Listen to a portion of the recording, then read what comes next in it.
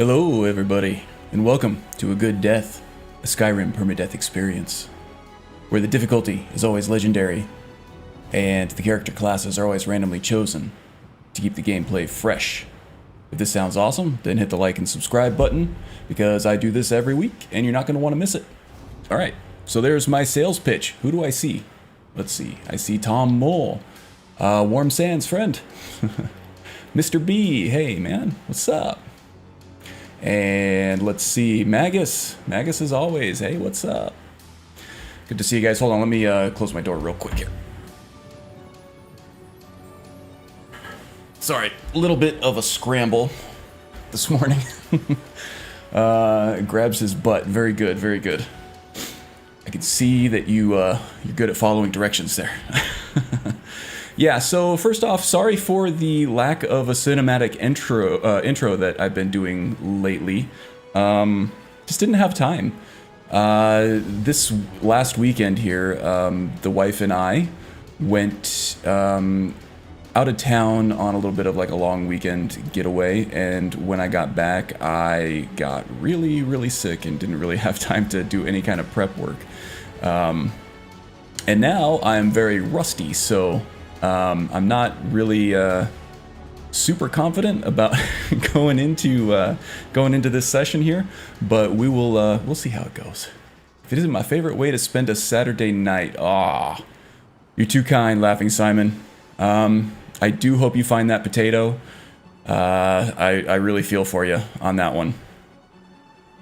I think that with lack of context, that was a very weird statement, but there was a potato that was lost, and it was an important potato.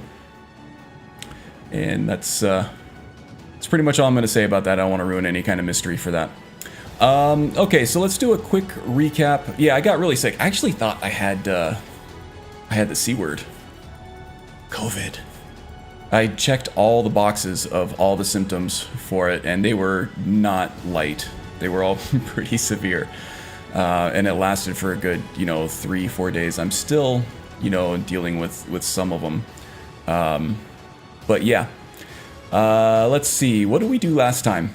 Crap, I don't even really remember. Oh yeah, we did the Dead Men's Respite. I guess sucks you got sick. Glad it wasn't the big C though. Yeah, for sure. Yeah, I got tested and everything, and I have both shots of the vaccine. But yeah, it turned out not to be it. I think it was probably a bacterial infection I got off of a surface at the... Oh, hold on. You gotta go get Mom. I know, you're probably a good girl, but go ask Mom. Dad is busy.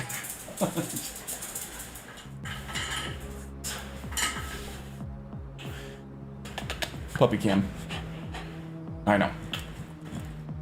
She knows who the sucker is. Alright. Go get Mom. She'll help me. Go get Mom. Go ahead. Wow. Oh boy. So yeah, it's been like raining here like crazy. So it's all wet out in the backyard. So if she went out there and was good, did her business, did a little potty, she got like a really wet little belly, and she gets really proud of herself. She wants to tell everybody, and then she wants a treat for it. So she always comes to me for the treats. Always seems to run right past her mom. Comes right to Dad for the treats. She knows who the sucker is. Okay, yeah, we did Dead Men's Respite. We finished the one Bard's college quest. That's such a disappointing. Do we pay extra for the kiss cam? No. I get as many free kisses in as possible with that little pup. Can't help it. Her face is too kissable. Yeah, that Bard's College quest is probably the most disappointing quote-unquote faction in the entire game, in my opinion. So, yeah, we did that. We also did the special Thieves Guild job for Delvin in Whiterun, I believe, which unlocked another vendor in there. And there was one more thing we did. Oh yeah, the Thieves Guild main quest with Gulamai. The Bard's College is one of the most disappointing aspects of the game. It really is. And you know, I might have just missed it, but I've never really seen like a mod or anything that fleshes it out either. I would fully have expected something like cutting room floor or something to have added in some things that were cut last minute, but no, it's like they just never even really got around to it, to even writing anything for it. The entire Bard's College, and it's just a dungeon quest. Yep. I mean, it's a pretty cool dungeon with Svaknir and everything, and you do get to see Svaknir in Sovngarde if you go there for the main quest, you know, after you completed the Bard's College. And you get to see Olaf there too, and I think he mentioned something about Svaknir then as well. But other than that, pretty disappointing. I agree. So now, let's see, off camera, off stream, I went ahead and did the whole burning of King Olaf stuff. I try to skip as much non-combat stuff as possible with these streams because for permadeath, we're all here to see the tension of, is he going to die? And there's no tension in just long, drawn-out dialogue. So I'm trying to keep these experiences sort of concise and to the point of what makes them tick, you know? So try to focus on combat and things like that. Actual action with these permadeath live streams here. So off stream, I did a bunch of the Thieves Guild jobs here in Solitude, and I picked up the special job from Delvin. So right now we are outside of the Blue Palace, looking for Erikur, because he has a job for us. And so let's pick it up there.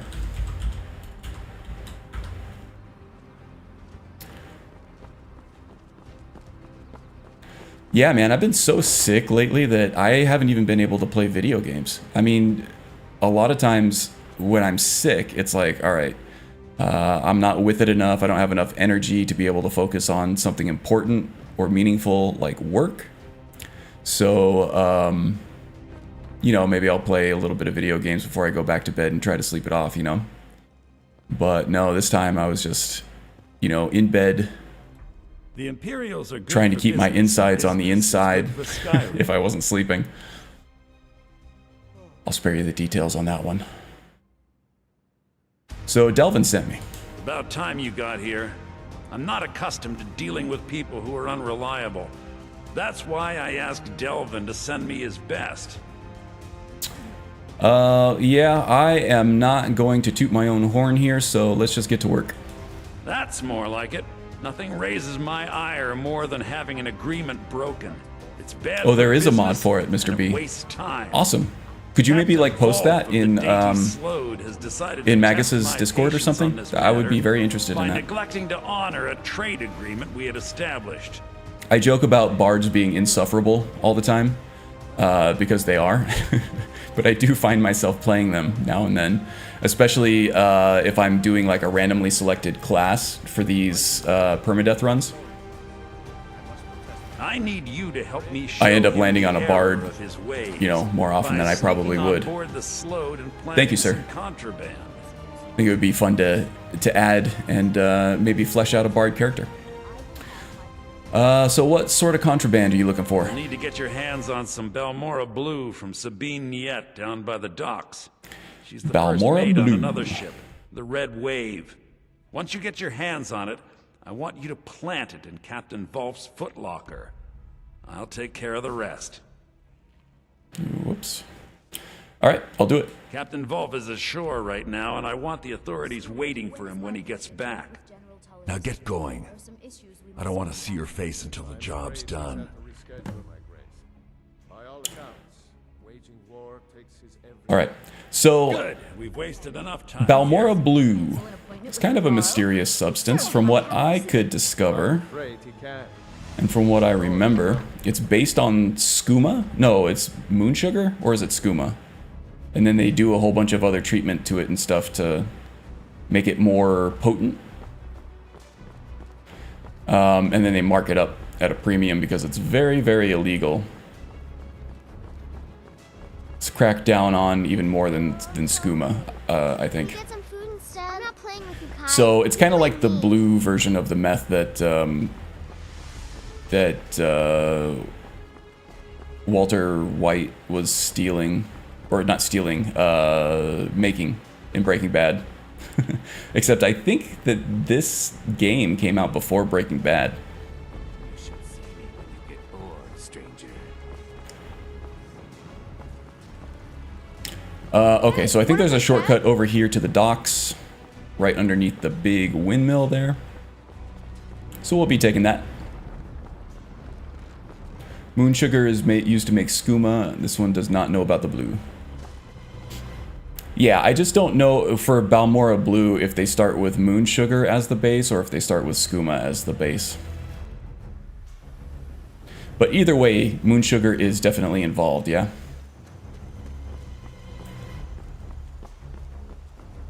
Alright, so this will save us a few steps on the old Fitbit there.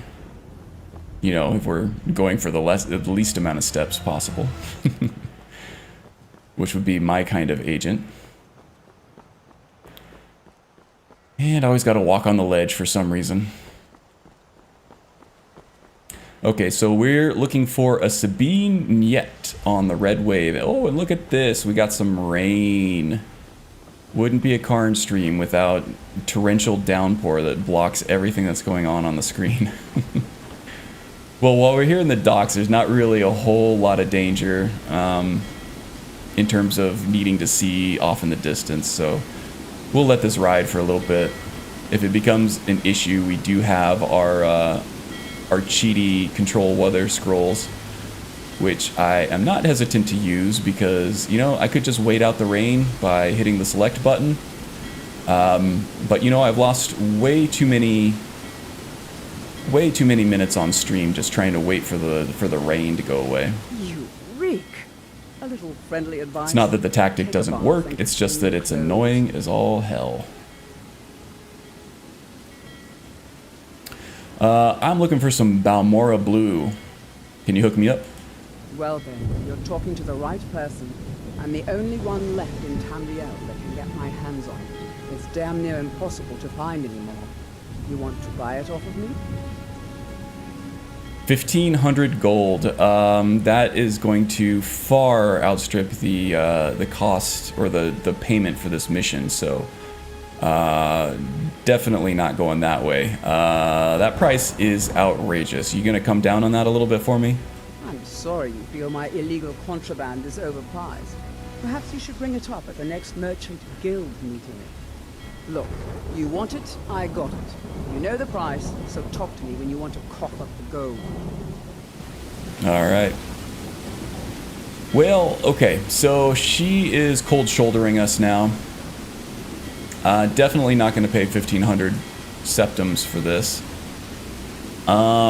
Let's see what she has on her person. So what I'm going to do is a little bit of a ghost walk here.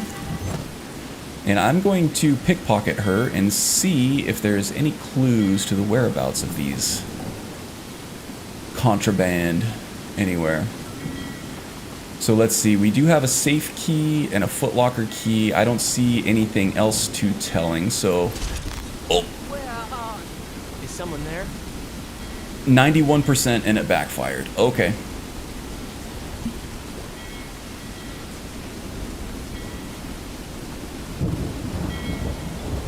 Well, this will be a quick permadeath episode.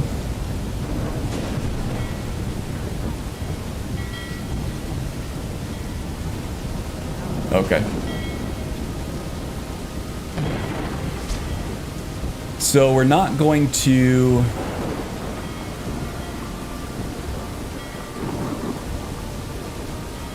Once you get caught pickpocketing, I don't think you get another chance on the same person for a while anyway.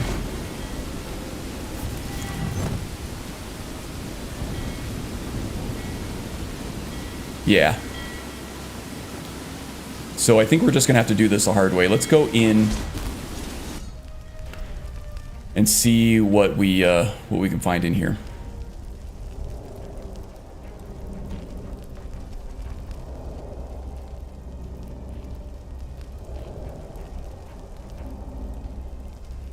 Okay. Now, Sabine might be, I don't think these guys are actually... Don't even think about it.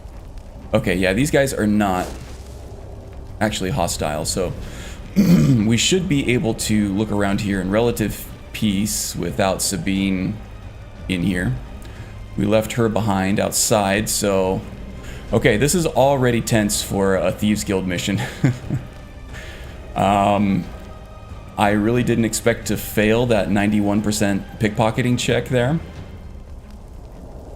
We know that there's a safe in here that Sabine had the key to, so that might have a clue as to where this Balmora Blue is.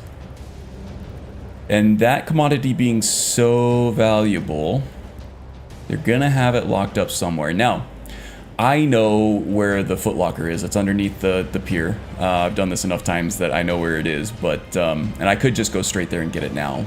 But in interest of role play and playing this as an agent would, an interesting gameplay, this is how I'm playing it. So sorry if you get annoyed by people playing dumb, but this is a more entertaining way to do it, I think. Let's see, what do we got?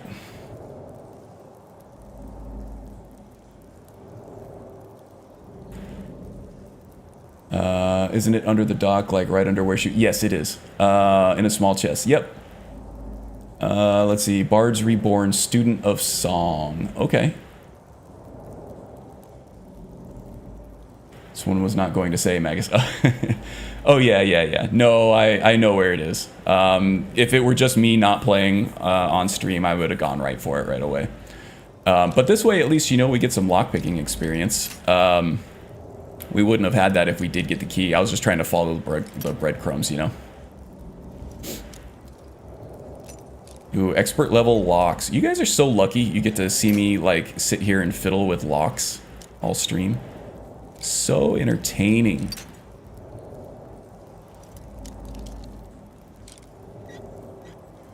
There it is. Ah, that's what we're looking for. Balmora Blue Note. You know, all this stuff is pretty good. We're not going to use the draft of the Defender, but could sell it for a pretty little penny, I think. Tonelia, Golemai, Malice.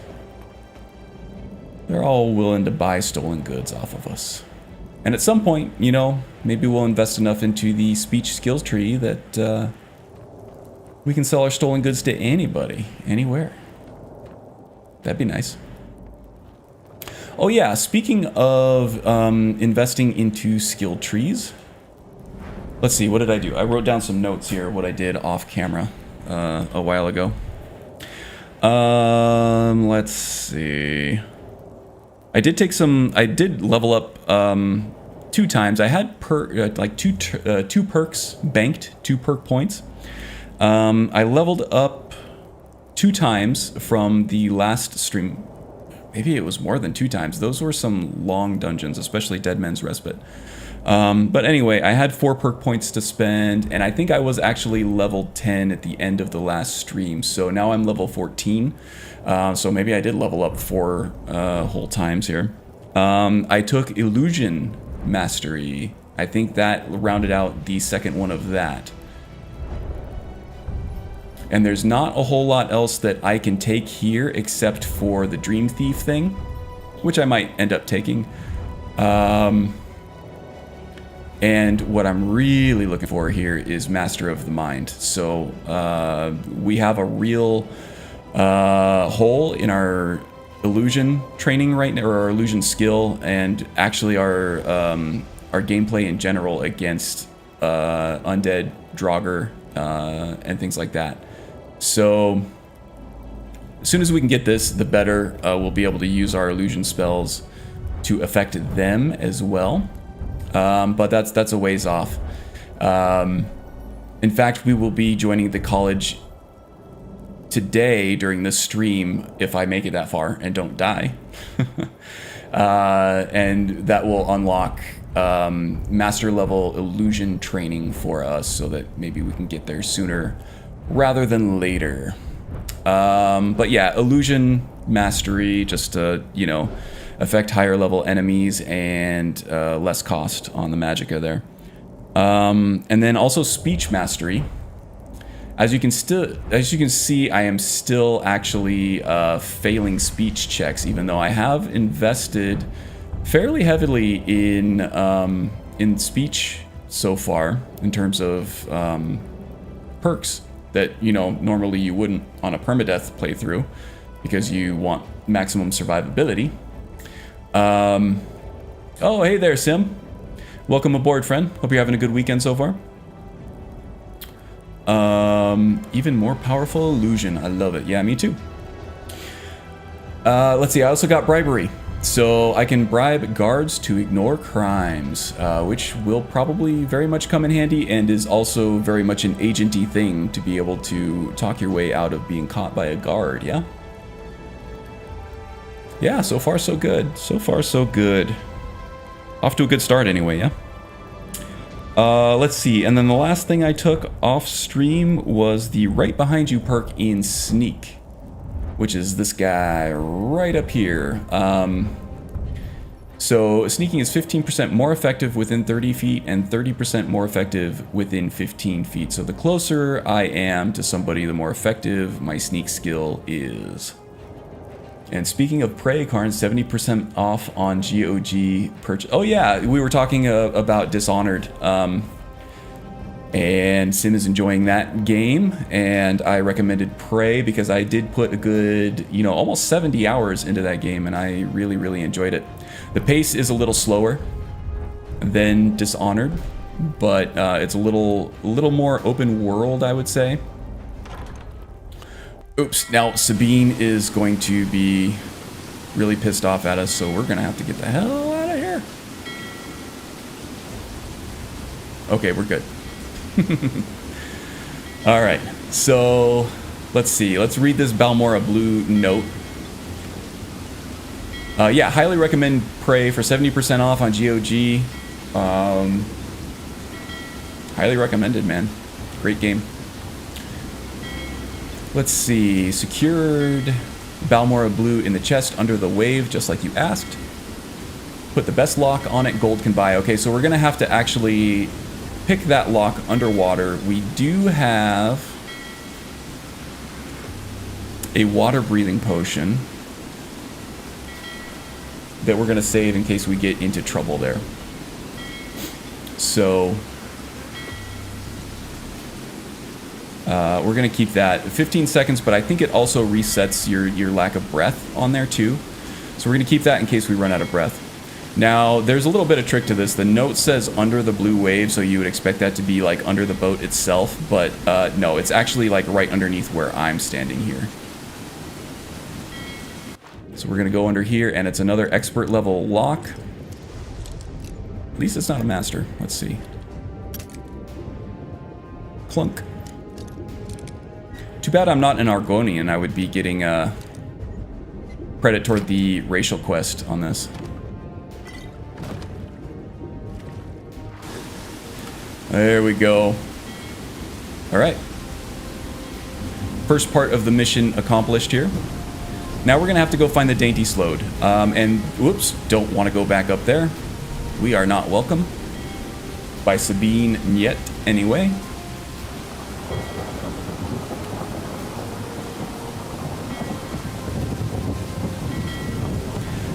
You know, the weather here in sunny Scottsdale, Arizona... What the hell? Oh, that's Sabine detecting us again. What a pain. Alright, let's get the hell out of here.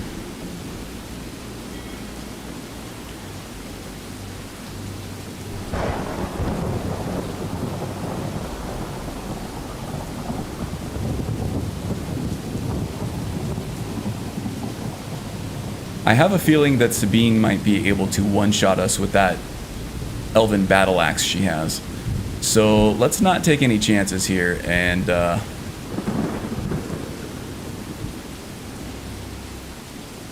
disengage as fast as possible here. So right on the other side of this little bridge structure thing here, I'm going to cast a control weather spell and clear this weather because I'd rather not wait the hours upon hours of in-game time to actually wait for this thing to clear. So Excuse my cheating. I don't give a crap.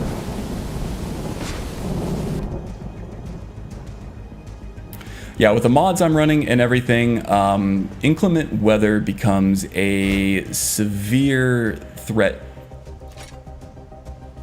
to one's life. If you can't see like a bear or a saber cat or even like a few wolves at legendary difficulty with a character who has no armor and they get the drop on you, you could be in for a permadeath. And I don't want that. I want Vlerick to have a nice long life. I'm really enjoying this build, this class, and the way it's shaping up. It's been a lot of fun.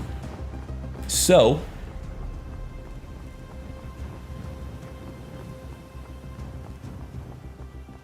yeah, there could be some like random encounters out here, or like some predators that are chasing like a rabbit or something out this way.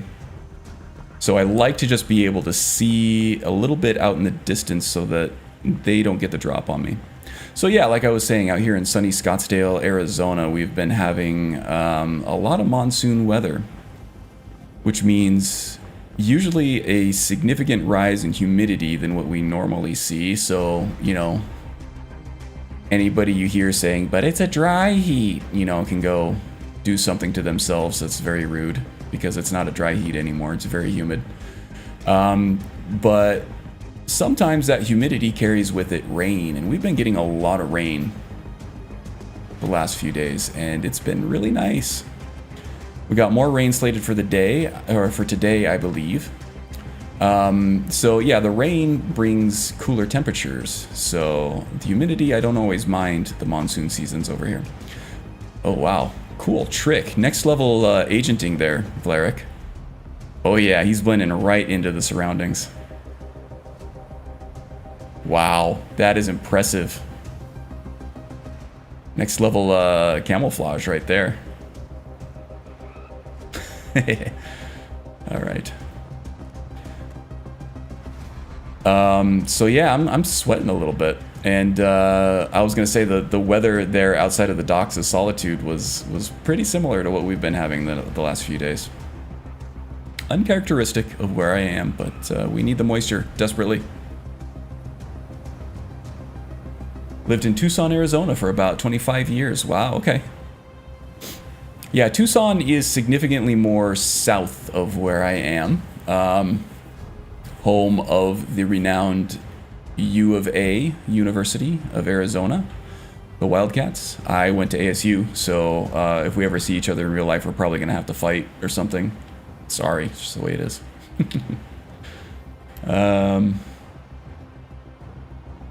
Let's see. Allows you to get really creative with the illusion magic. Yeah, yeah, I agree. And I've talked about this before, but I feel like Sneak with some combination of like magic is really where this game shines. It's where it allows you to explore all of the mechanics in very creative ways, and really express creativity in terms of solving the puzzle of a certain like encounter. So yeah, this kind of build is what Skyrim was made for, I believe. Which of your illusion spells allows you to merge into rock? You know? I don't know, you're gonna have to ask Vlerick that one. As an agent, he has certain secrets that even I don't know. So, I mean, that's why he wears like the dark robes and the dark hood and everything, because he's a secretive, mysterious guy. More so than me. All right, take a quick break here. I'm sorry, not a break, but I need to get hydrated.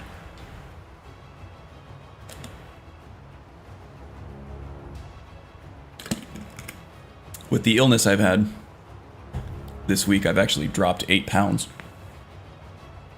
Very dehydrated. No appetite whatsoever, which is one of the major, you know, symptoms that had me going down the whole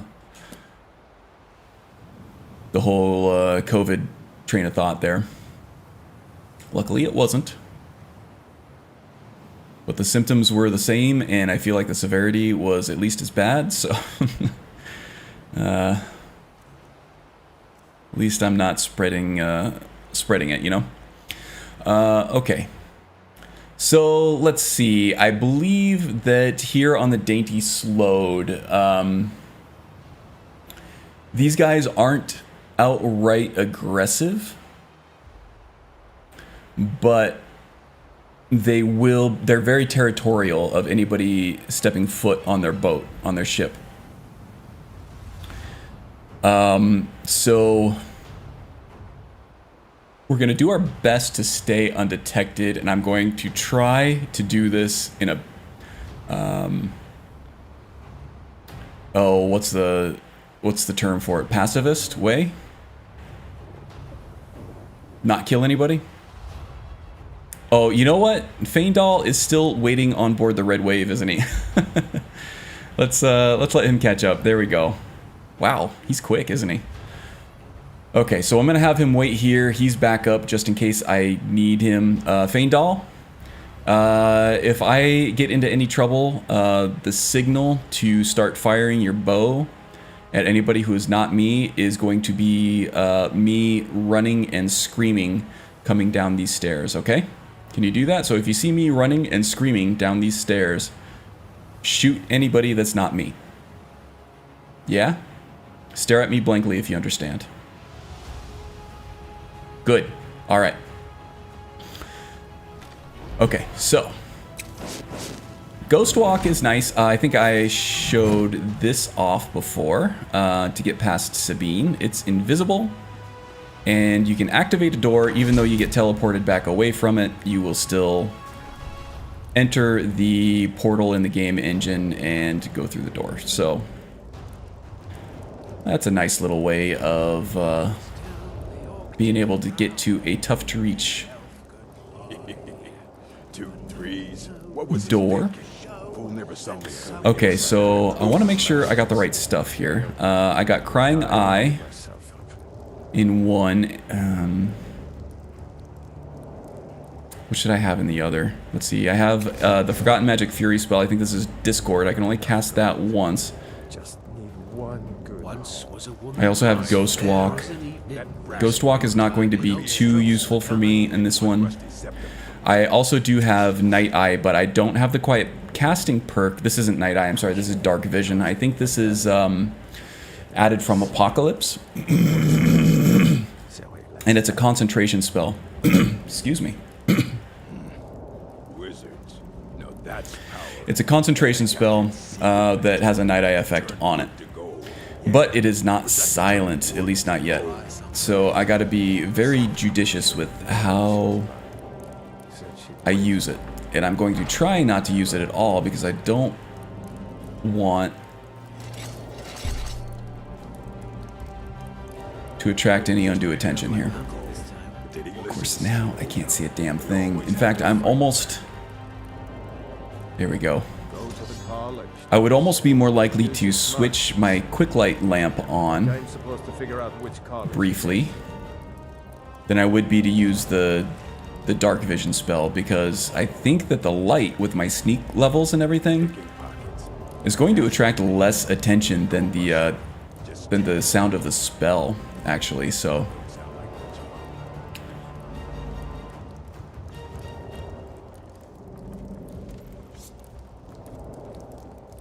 oh, there he is. This guy, I think I can blind. What was that? Did you hear something? And we'll just try to stay out of sight here for a second.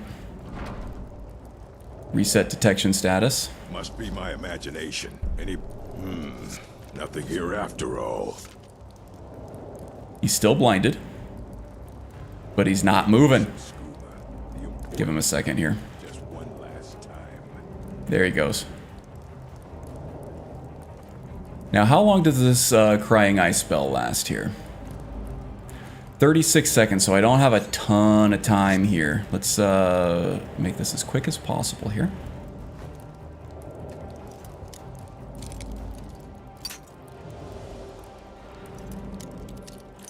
And I can re-blind him if I have to, but again, that spell is still not silent because I don't have the perk for it.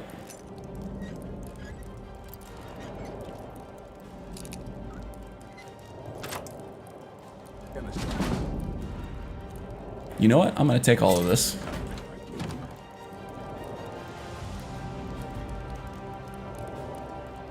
Where's my Balmora Blue?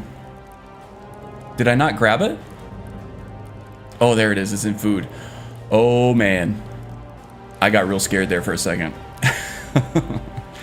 Oh, I thought Balmora Blue was a potion.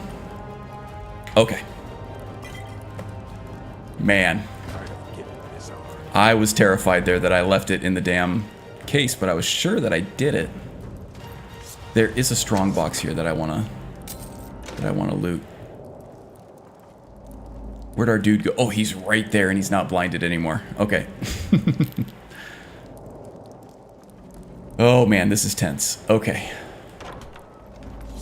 So I am in the belly of the beast right now. I have no follower with me because I didn't want him gumming up the works as far as stealth goes. I want to get up there, but he won't do it. Mead. Kill him to get some beer every now and then. Keeps hitting the ceiling. There we go. Stupid, honey.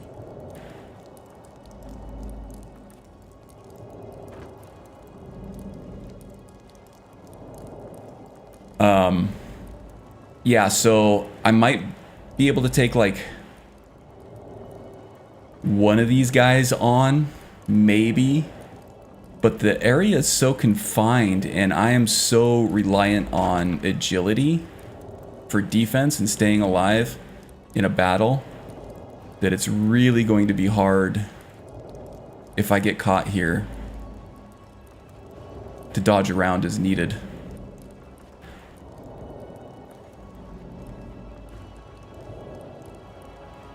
This is really dark for me. I can barely see anything. I'm sure you guys are even more in the dark than me. Okay, so now we just have to get out of off the boat. Oh, they did detect us.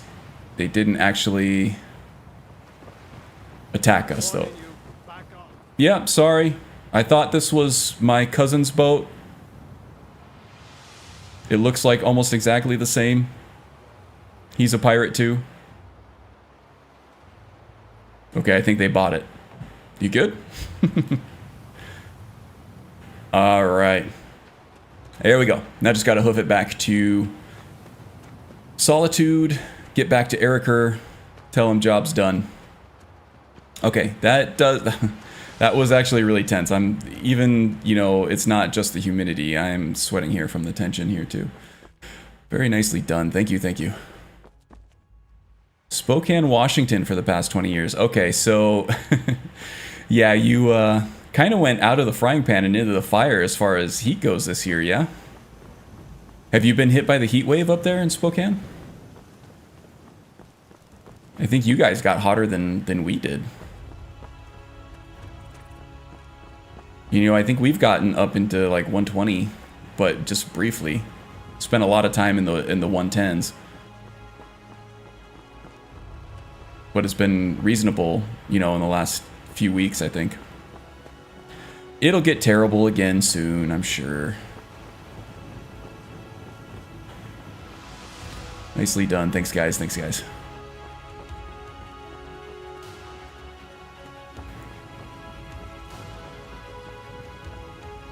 All right, we'll take our little shortcut back into the city.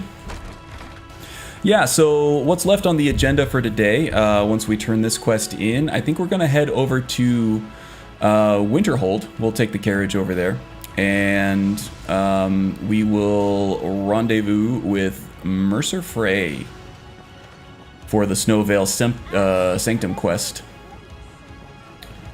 We're going to be hunting down Carlia. Ooh, what's he giving us? Hey, wanna play tag? Gold ingots, huh? Thank you, Faendal. He loves us. You know, Valeric is a likable guy. He's a scoundrel. He's a ne'er-do-well. He's, he frequents the practice of, rapscallionry. Rapscallionry? I just made that word up right now, so I'm kind of trying it on for size. But yeah, he's kind of a bastard, but he's very likable. That's kind of the whole thing about the agent, right? He wins your trust right before he guts you. Let's see. Steward, I have an idea that might help to bolster the morale of our people in this difficult time. Okay, Varnius is going to give his spiel, so now is actually a really good time. From the Blue Palace to unnatural magics are coming from that cave. There are strange noises and lights. We need To have someone to a investigate. The Imperial quiet conversation with Eric here while everybody's Skyrim. and secure the town. attention is otherwise Will always be safe under my rule. Your Eminence, divided. my scrying has suggested nothing in Yes, I know. In fact, by now, You might want to keep it down there a little, Ericer. He's so proud of his criminal undertakings here. Oh, convey my compliments to Delvin for me.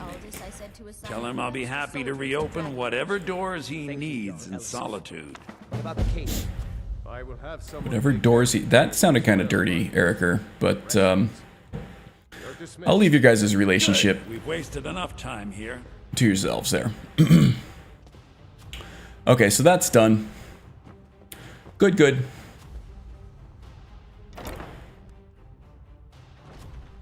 So now, let's see. What time is it? 5:28 p.m. We did get lots of rest the night before. I don't think we're tired at all. We're a little bit hungry, a little bit thirsty. Let's go ahead and take care of that. Ooh, we'll go ahead and have some spiced wine from the burning of King Olaf festival we picked up. Start eating some of the stolen stuff here. Some cheesy, buttery leeks there. Maybe an apple. There we go. Fill this right up.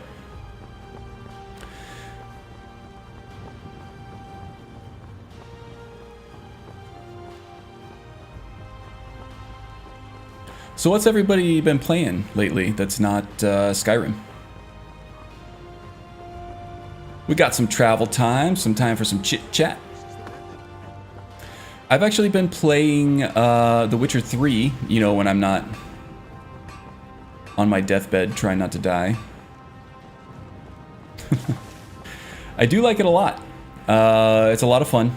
It has all that depth, that roleplay RPG depth that, you know, we didn't get from Cyberpunk 2077, sadly enough. So that's scratching that itch, and it kind of gets me excited for CDPR's next efforts, or maybe even some expansions for Cyberpunk that might add some more depth to some of the dialogues and some of the quests. I don't actually see them adding depth into that game. I welcome you, friend. How may Into I the serve? existing game anyway, but you know, one can hope. But much like BGS, I'm looking forward to a return to form from them as well. Let's see, did we get any gifts from the lover? Does not look like we did. We've been going now for about, you know, 40 minutes. And no gifts from the lover. Yeah, well. We're not a crafting class, so we're going to sell off the gold ingots. The iron ingots we can keep for iron arrows if we need them. Your road lead you to warm sands. So I'll hold on to those.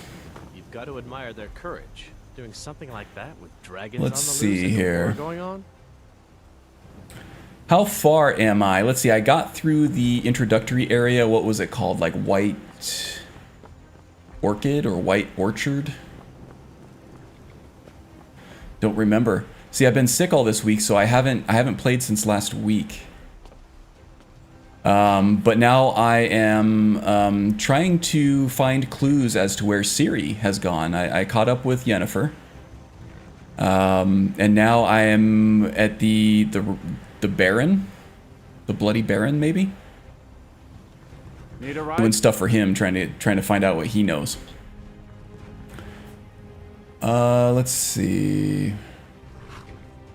Haven't had time to play anything, to be honest. Glad you're enjoying The Witcher, though. Top quality game. This one only plays Skyrim. Well, that's not bad.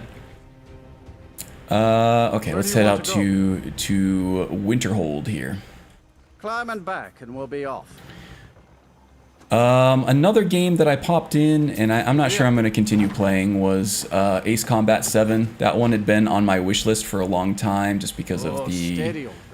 It got good reviews. It's kind of a AA arcadey experience, I would say. And I got my flight stick all hooked up with it and everything, and it looks beautiful on this system. It's just... It's not quite in the right spot between simulator and arcade for me. It's not really embracing one or the other. It's kind of like towing the line in between. So instead of, you know, being hectic and frantic and everything like an arcade experience, it's actually slowed down and spaced out enough that you can kind of get the flight sim stuff in there and get the feeling of that, but I kind of really wanted more of an arcade experience with that, honestly. For the flight sim stuff, oh jeez! You've taken your last. That is a snowy sabercat.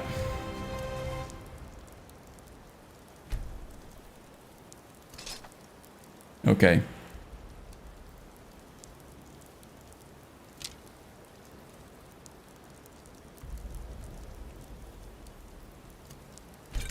Right. Okay, Feindal's taking him now. That should buy us some time. This ends now. We have lots of poison. Sabercats are weak to poison. I think I missed both of those.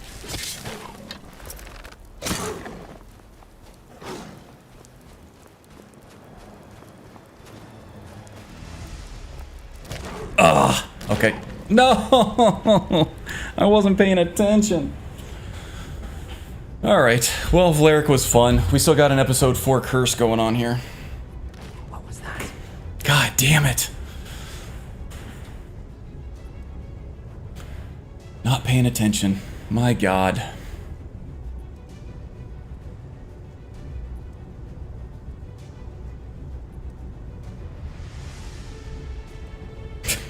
I'm so sad.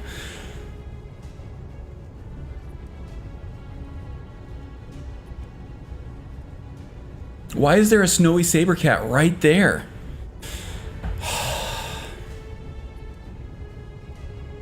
He one-shotted... Oh, he one-shotted Feindal. I missed with the 2 shots that probably would have taken him down to half health. Didn't matter anyway. Oh, man. I did get the extra life from the lover. That worked just fine.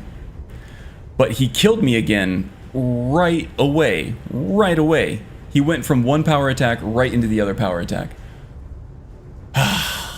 Permadeath wouldn't be tense if you... Yeah, I know. This is why we do it, right? Why I do it. God damn it all to hell.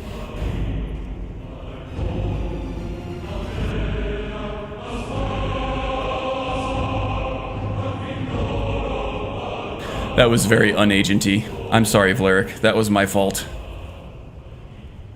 He should have seen that. I don't know how you do it. I tried hardcore and Grim Dawn. Character death at like level 40-ish. Yeah, yeah, the whole hardcore Diablo thing. Oh. Well, I mean, the hardcore stuff with Diablo and Grim Dawn is the investment in that is the character levels, right? The investment in Skyrim characters is more personal, in my opinion. Because you come up with a backstory, you customize his appearance, like, very, very specifically. You have your own story that you're telling with him and all that, right? So I'm not saying I lack condolence for your level 40 death there, but yeah. It sucks. It sucks either way. Oh, okay. So let's see. I still have, you know, a good 2 hours time slot. I can't believe it. Episode 4. Episode 4 is such a bitch.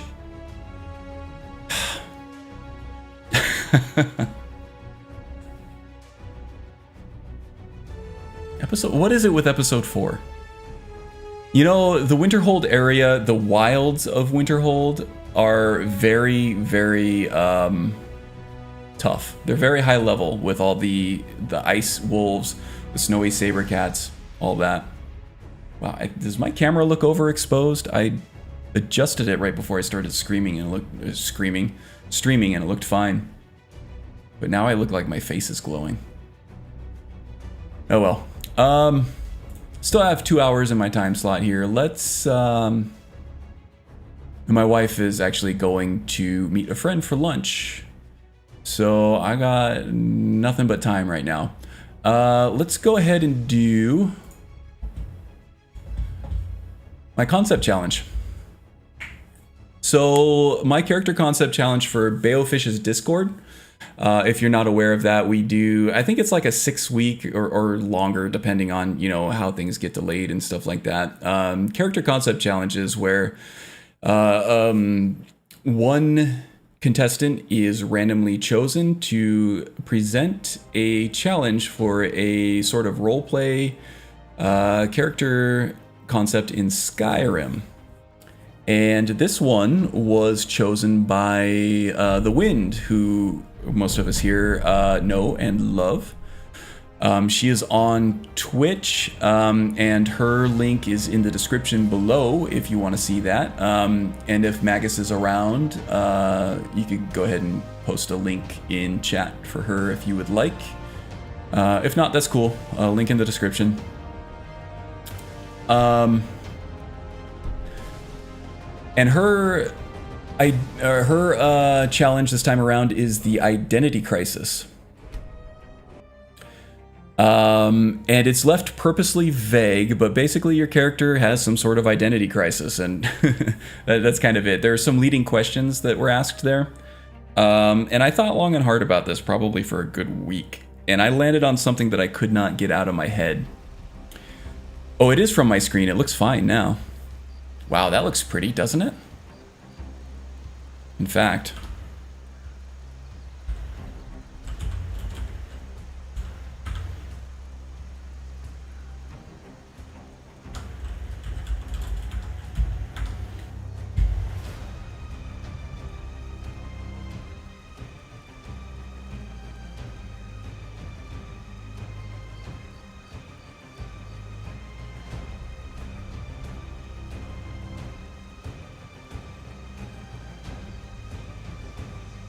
Wow, that looks gorgeous. Sorry, admiring my own game here. Yeah, identity crisis. So there were some leading questions. I thought long and hard about this for a week, and I landed on a concept here that that is a two-parter. It actually involves two characters, hence the identity crisis thing here. And the first one, I wanted him to be an ancient druid. But, you know, with the way that Skyrim is, I'm thinking maybe not ancient. It would, the story and everything would work just as good if it were, you know, 50 years as opposed to, you know, 500 years or 1,000 years. So this guy is a druid. His name is Björn Oakenheart. I think that's his name anyway.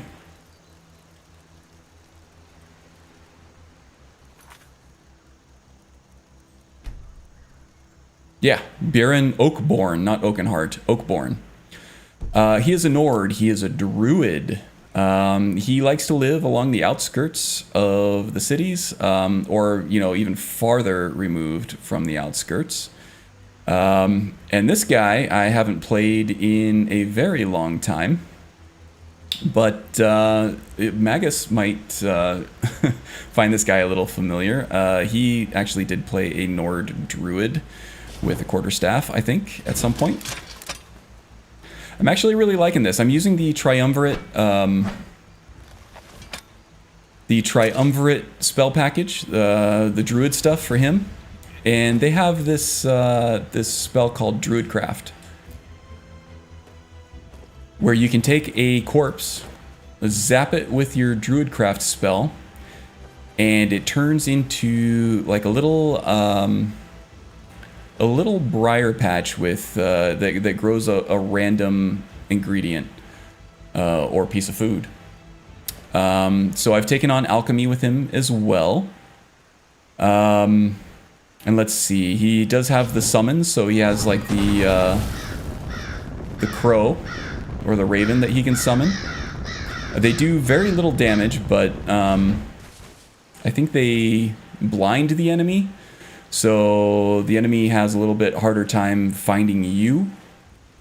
And they pester them a little bit too. The unique thing about this is that it is a concentration spell in conjuration.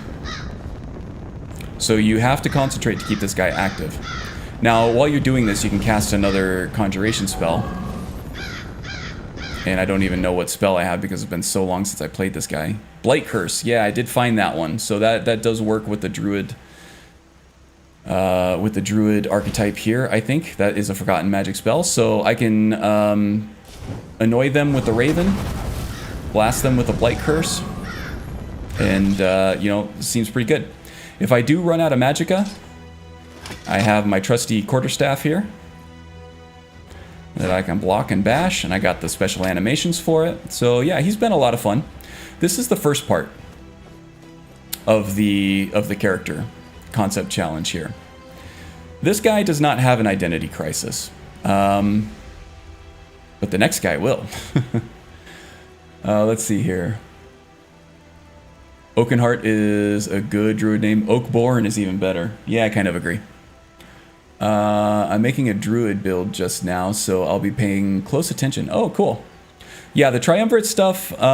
So before Anai Scion kind of pulled out of the whole modding thing, or at least the Rim portion of his modding efforts, Triumvirate was kind of left in a state where it wasn't super polished. So a lot of these seem a little bit imbalanced, but a lot of the spells are like really, really creative, and I think they kind of open up a character class even more, add a lot more personality and uniqueness to a build and to a character.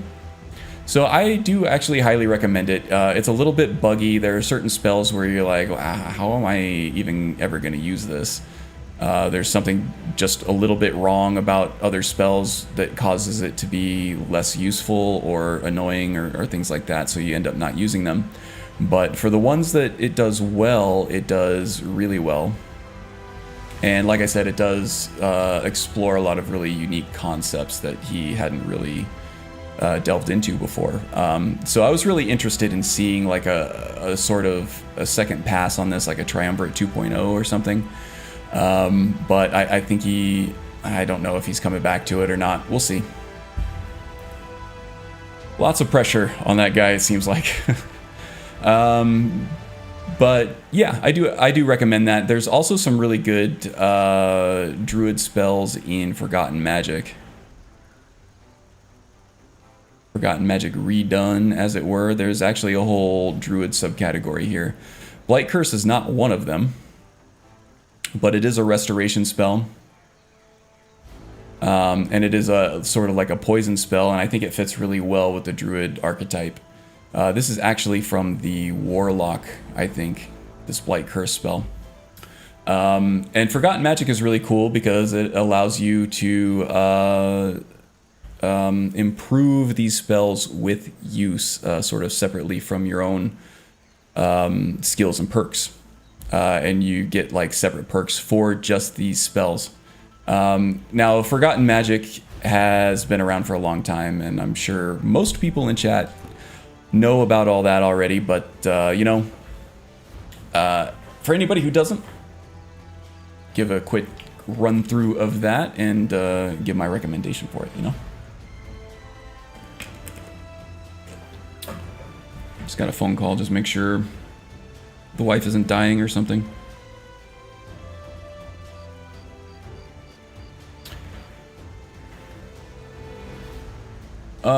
Let's see.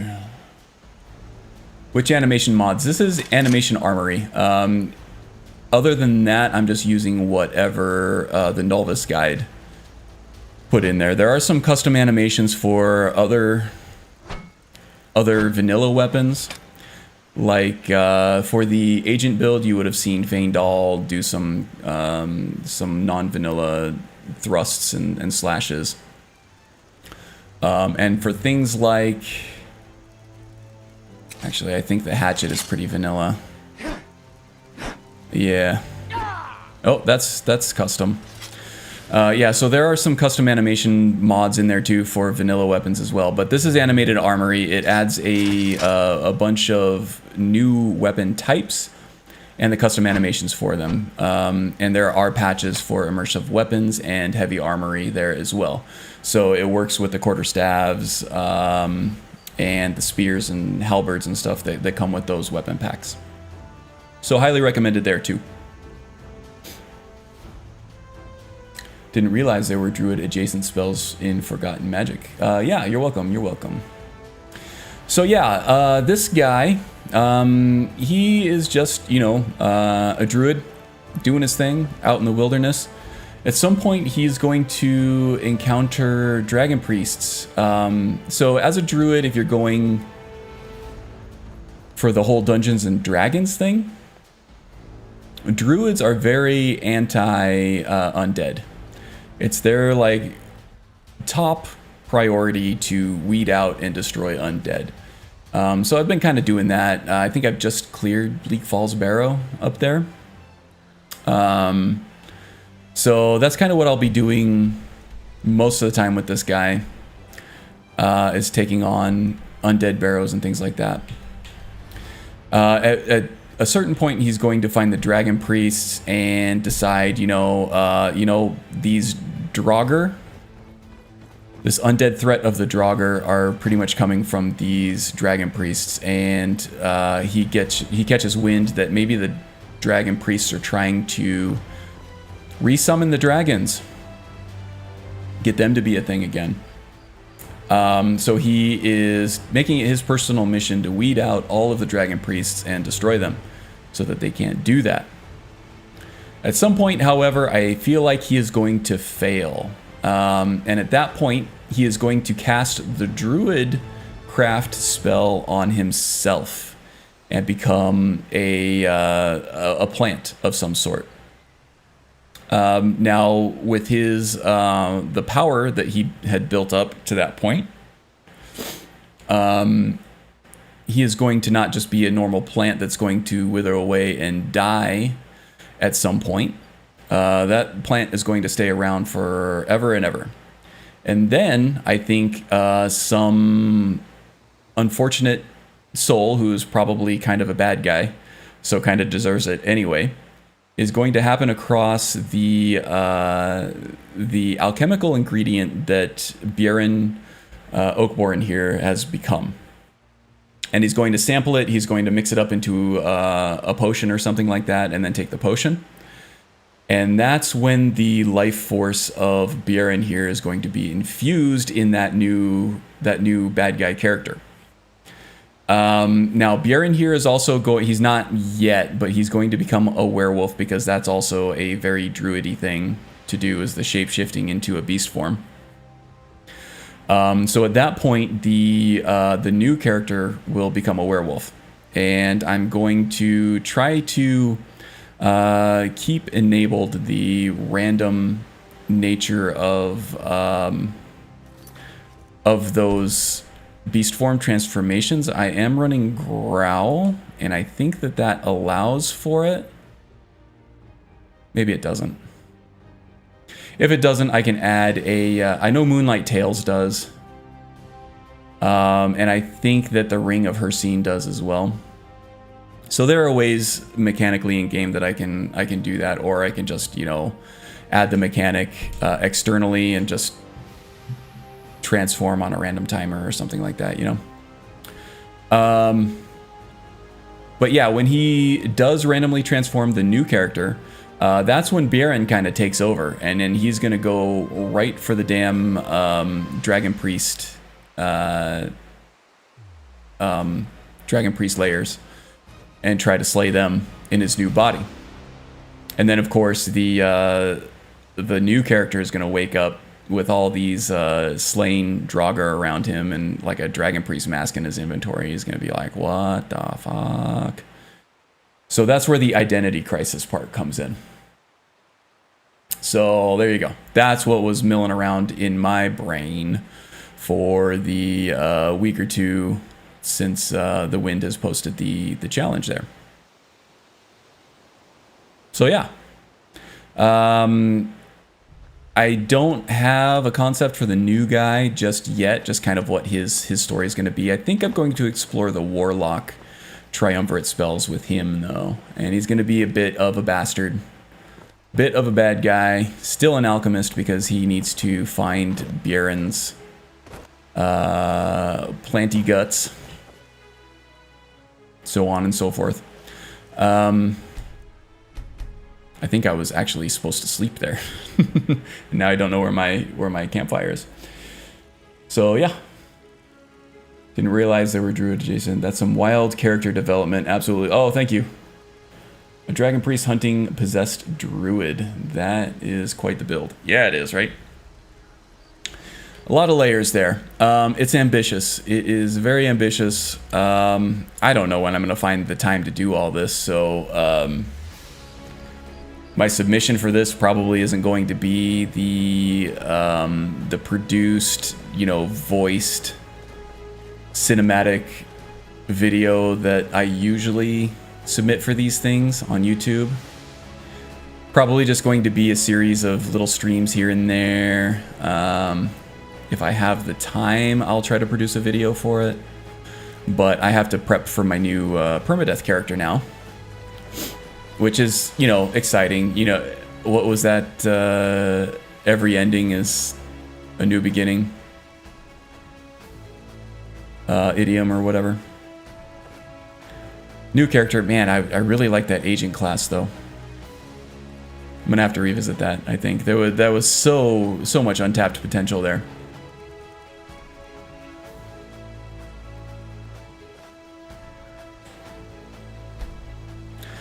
So yeah, I think I just got done with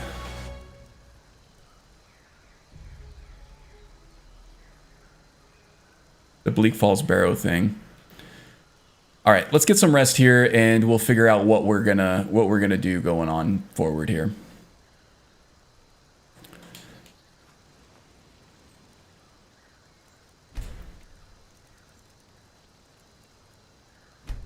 This will put us at 6:14 a.m.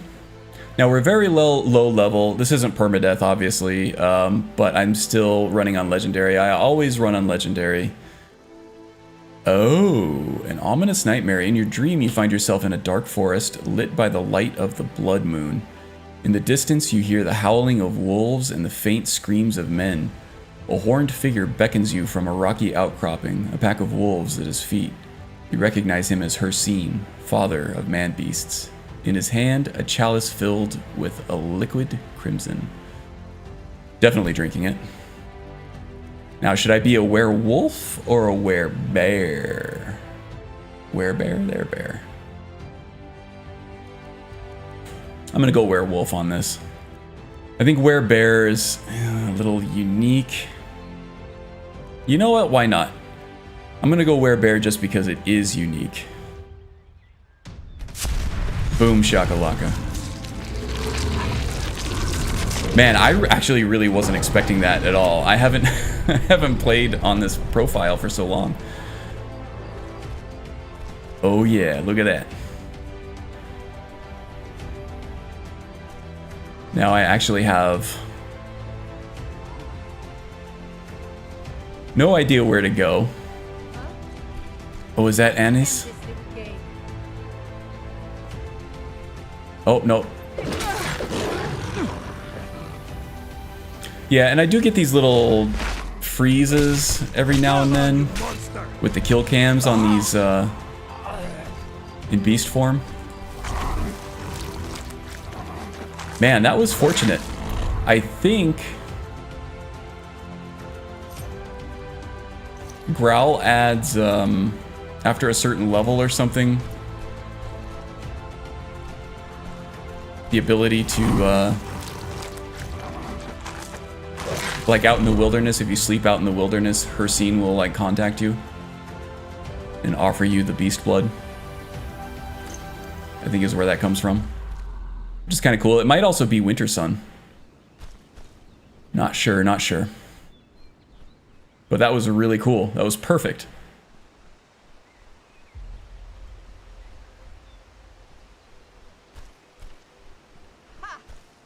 Oh, no.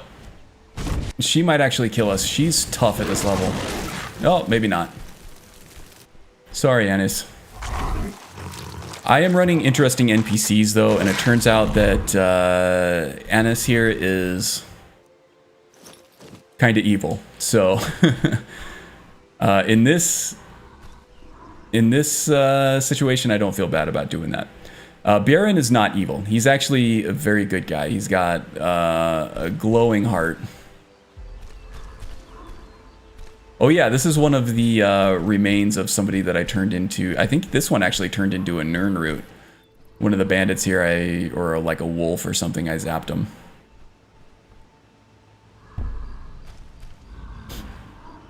Yeah, very cool, very cool.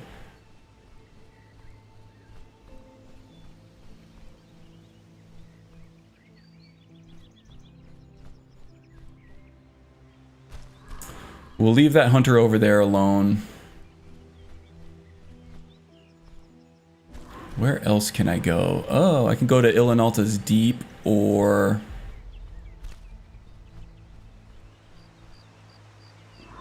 There's also... Is it Shriekwind Bastion, maybe? No, it's not Shriekwind Bastion. That's over by Falkreath. That's across Ilinalta there. It's where Zora is being held. There is a tough necromancer there, though, that I don't think I can beat at this level.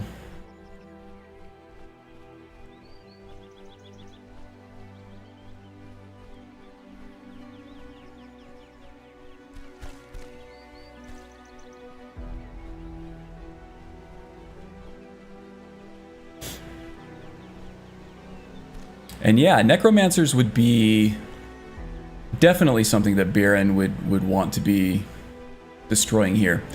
This is kind of the wrong side to go about it, though, because there's that big ass frost rune right there that might just completely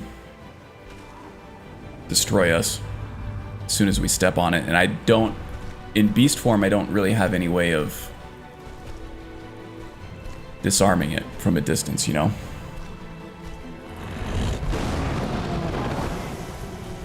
Maybe I can get one of the skeletons down there to trigger it for me, though. TK dodge doesn't work in beast form. Ah, there we go. Wonder if I can get Blight Curse to do it. Yes, I can. Very nice. Okay, back to human form then. You think? Okay, we're gonna need a quick save here. Definitely going to be saves coming. Now that I don't gotta worry about permadeath anymore. Where are the damn skeletons? Oh, there he is. I think there's another one around here somewhere too. Oh, yep, there he is. Yeah, so this is a pretty potent combo. I'm also running the Apprentice Stone here, which allows me to keep that that Raven summoned indefinitely. as long as I still have Magicka, because it doesn't actually drain Magicka. Novice spells won't drain Magicka.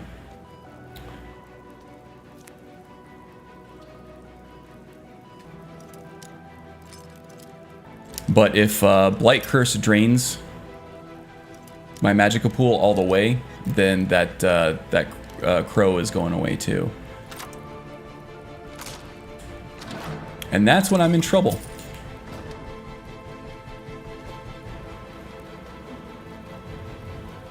Hey, Russell. Yeah, new guy. Unfortunately, Vlerick died. He got ambushed by a snowy sabercat in just right outside of Winterhold. Yep, he one-shotted us with a power... Actually, he one-shotted Feindal first with a power attack.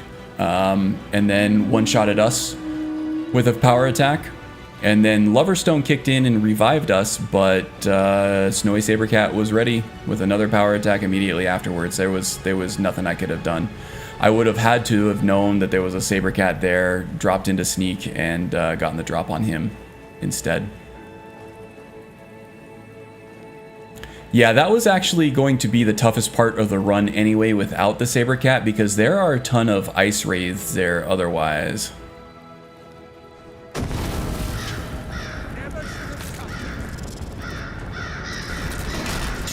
And those Ice Wraiths were going to...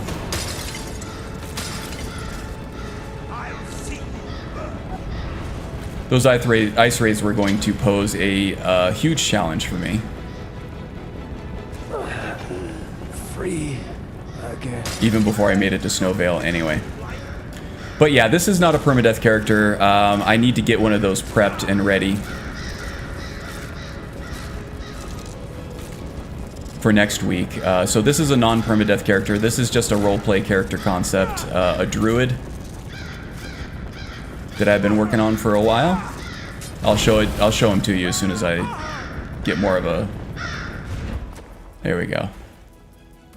Yeah, so this is Bjorn Oakborn. He is a Nord Druid. And he has all kinds of really cool spells and stuff. And he's got a quarterstaff that he uses when he runs out of magic. With custom animations. Oh, looks so cool. Wearing furs and stuff from the animals that he hunts. And he's a werebear. Which I think you just missed. But I'll show that off again soon, I'm sure. In fact, I will probably switch forms just to feed on Mr. Necromancer here.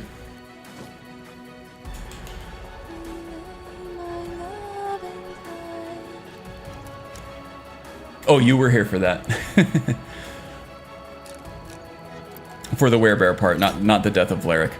Yeah, unfortunately with permadeath, that is what brings the tension. That's what makes it entertaining, is the fact that you can die at any point. Even somebody with a powerful sneak archer illusion build, which can become invincible at some point. At any moment there can be a Sabercat that you just don't see, and he is going to one-shot you. And that character is gone forever. But you know, that's why I do it. It's tense, it's entertaining. Hey Zora. Do you mind keeping that closed? The cage? Why yes, it's quite comfortable in here. But when it's open, there's a bit of a draft. But the cage has holes in it? You do realize that was a joke, don't you? I didn't expect my Vlerick, or not Vlerick, Bjorn does not interact with people all that much, so he probably doesn't have much of a sense of humor, I'm guessing.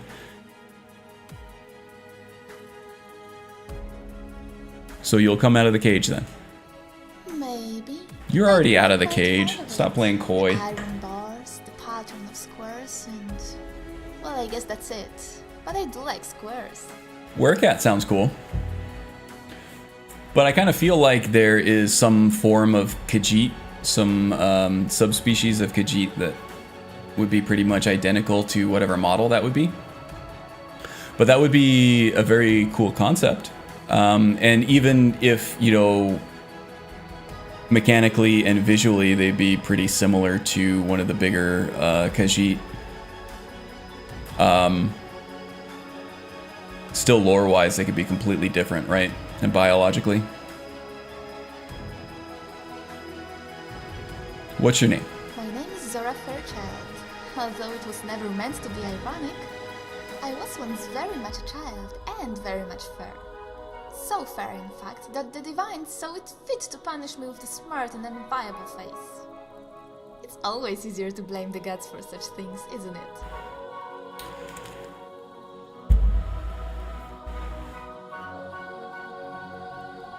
I actually hardly noticed. I wear face paint, so I don't really see the scars, to be honest. Ooh, I've always wanted to meet a handsome man with poor eyesight. With poor eyesight. You know, I thought the 3D NPC, the reimagined version or whatever, the newer version, kind of fixed Zora's volume on her dialogue.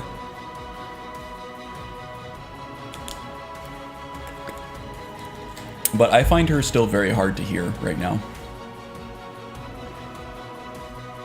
Oh no, necromancers tend to disapprove of having their specimens damaged. I should know. This is the 11th necromancer who's enslaved me. And all oh, is there a separate, just the volume? as delicate as a lord is with his finest verse. It makes me Do you remember so what it's sad called by to any see chance? him so. I think this Or if you could was post it in your quite Discord, that would be exciting awesome too. I I don't know if you mind doing that. But if you just give me the name, I can search for it too. Enough men to recognize it. Because that is very annoying.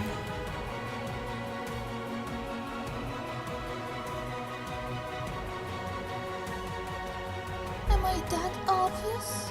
And here I thought I was being cold. It's become a bit of a game to see what sort of hero will come to save me. Mostly it's bandits. Although they're not really motivated by the saving part. It's just a means to an end. Okay, good luck with the family stuff there, Russell. End of their lives. Okay, let's see. Do we want to follow her? I kind of see Buren as more of the loner type. He likes to be kind of alone with nature. I can see him taking on an animal follower, like a dog or something. But I don't really see him having like a human follower unless it was somebody very, very like-minded.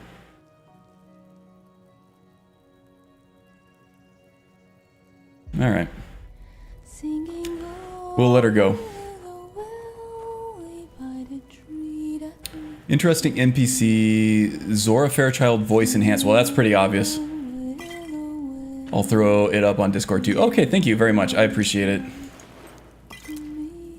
Oh boy. All right, so I think we have just a couple more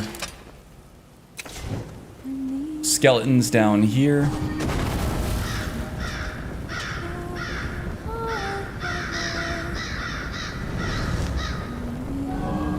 Did I get him? I got him.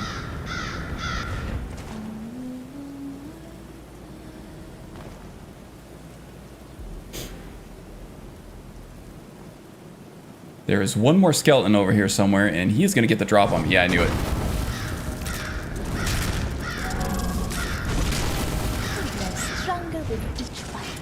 So I think the next level of summon that we get from Triumvirate is the snakes.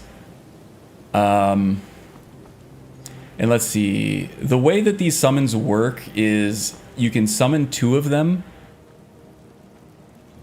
if you can dual cast the spell, but I don't have the perk for that yet. You can cast them both separately, but you'll still only get the 1 raven. If you dual cast it, like technically dual cast it,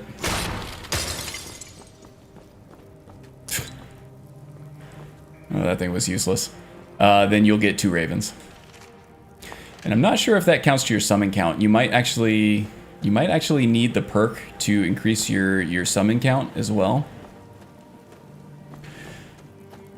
Okay, so I'm going to be doing a little bit of backtracking here. I need to pick up my camping supplies and stuff from the original campsite. And I also need to go through and eat all these corpses, and then I also need to go through and, whoops.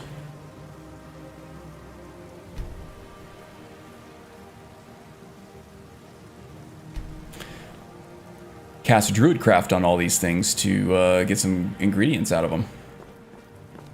Okay, so let's do the beast form thing first. Let's go ahead and hotkey that.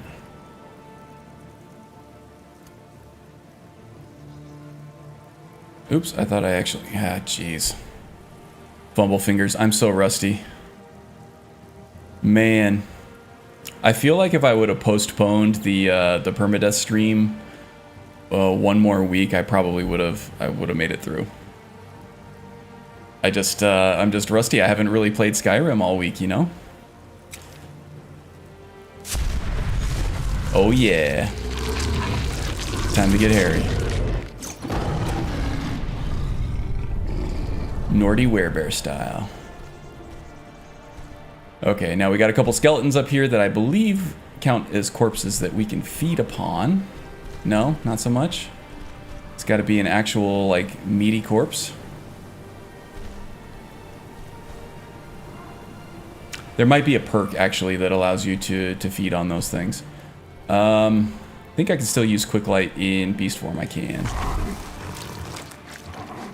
Time to get hairy is a phenomenal werebear one-liner. Yeah.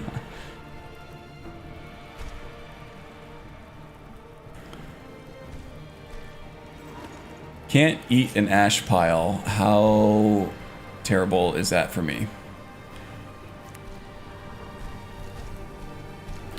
I would say that Growl is a little more minimalistic compared to Moonlight Tales, but it being an Skyrim mod means that it's compatible with the rest of that mod suite there, so went with that instead this time around.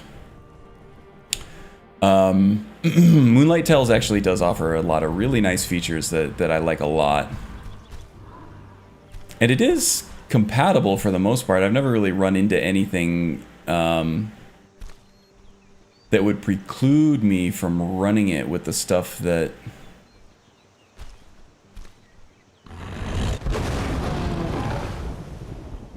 I'm running right now.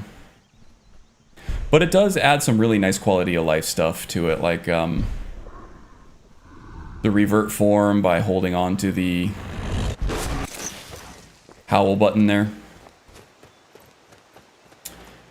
And things like being able to loot stuff in beast form and open doors and things like that.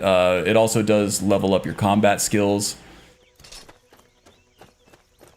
while in beast form, so it's actually much more balanced in terms of gameplay too. I like it. I like it a lot, actually. It's much better than the vanilla alternative. And it actually does offer some nice features above and beyond even what Moonlight Tales does, even though it's a little more minimalistic. Vanilla plus, as they like to say. As the kids like to say.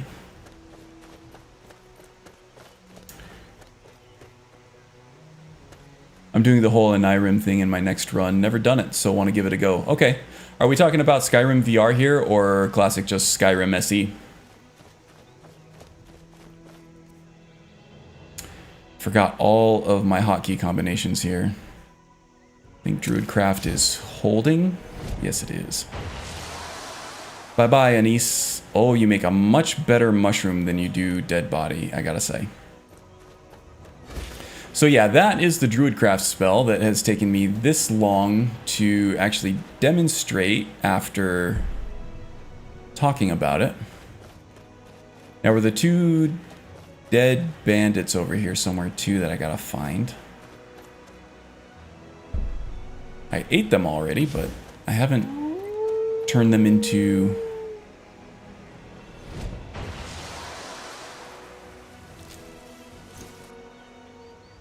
Is that a scaly foliota? It is. Haven't turned them into plants yet. Skyrim VR, looking into personal playthrough. Okay, so are you going to go Valkyrie? Because I think you need that patch in order for Ordinator to run. Or to even be displayed properly in the VR perk menu. And I think that there are a few to several perks in Ordinator that don't even really work with VR. Valkyrie has a few that don't really work in VR too, as far as I remember, but it's much more compatible. I don't think you need the display mod to use that one. You can just, it just works out of the box. There might be one or two perks that you'll have to try to avoid, but from my experience modding Skyrim VR, Valkyrie was the way to go.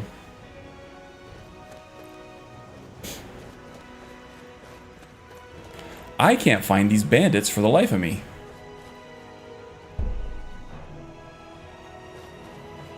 Or my camp, for that matter.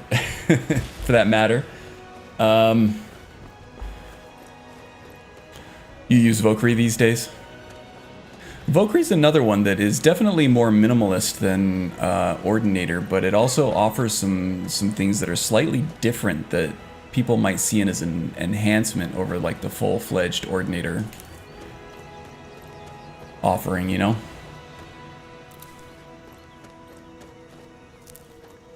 Oh, there's my camp. Did these bandits despawn? Well, that's annoying. Got my hidden hunter's cache here. It is empty. I think it's time to move on from this area to, I pretty much just about tapped out on it.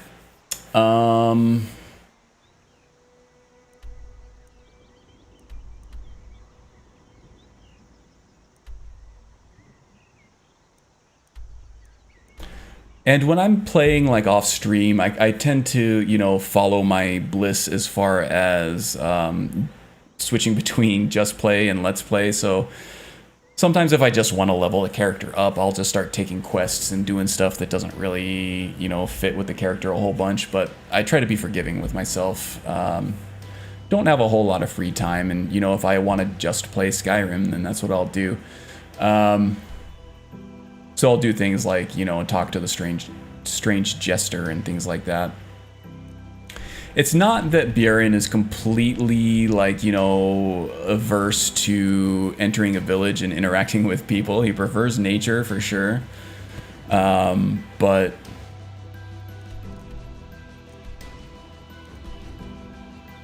trying to think of other places that are close that have undead in there. We could go do Falkreath, the whole Hersine thing there. I don't know if that's unlocked yet because of my super low level. I think I'm only level 4 right now. But there's Shriekwind, Bastion over here. Shadeling's Lair, actually, that has a whole bunch of undead in it. And I think maybe there's like a dragon wall or something way over here that has like skeletons and undead and stuff in it, but we'll see where we go. I might go do Shriekwind. Let's see here. Beginning to fall in love with the Vanilla Plus stuff. Yeah. Vanilla Plus represent. Understandable since you play in VR. Vanilla Plus scenes. It definitely is. But also the best thing about VR is being in actual Skyrim, so I found myself wanting more authentic experience. Yeah. That's kind of a magical experience, right? I feel like one of the first things that really got me awestruck in VR with Skyrim was when I went to Bleak Falls Barrow and I looked up. I don't think I've ever looked up in Bleak Falls Barrow, like that first little open area. And there was like, you know, the particle effects with the lights and the fog and, you know, the kind of open crack in the cave system up there. It was really kind of breathtaking, and I was like, wow, I am actually in Skyrim right now.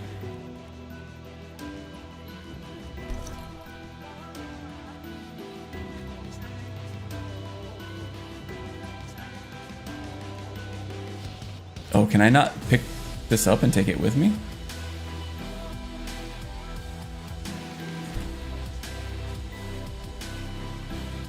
I can destroy the cache. Yeah, may as well do that. There are no contents. There it goes. So we'll have to make a new cache, no big deal. Do I have a large animal bone to be able to do that? Because I don't. So I'll have to be on the lookout for animals to hunt.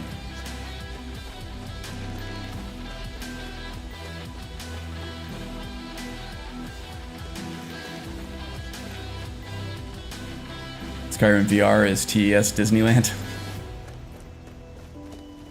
Does Fallout VR have the DLCs? I don't think it does it? Because I was gonna say, Nuka World in VR would kind of be like Disneyland. Hey, the wind.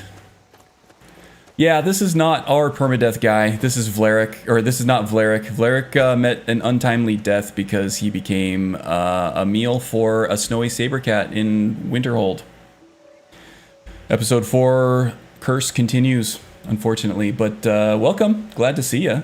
Still be going for, I don't know, another hour or so. We'll see. Actually, it is... yeah, probably another hour or so. Yeah, this is actually part 1 of my Identity Crisis character. So this is your challenge that you presented, actually. So this is Bjorn Oakborn. He is a druid. This is about, I'm just role-playing, making shit up, that this is about 50 years before the events of Skyrim, I would say. Before current-day Skyrim. He's just kind of your run-of-the-mill druid, doing druidy stuff, you know, summoning ravens, casting blight curse on people, turning corpses into delicious mushrooms. You know, that typical druidy stuff.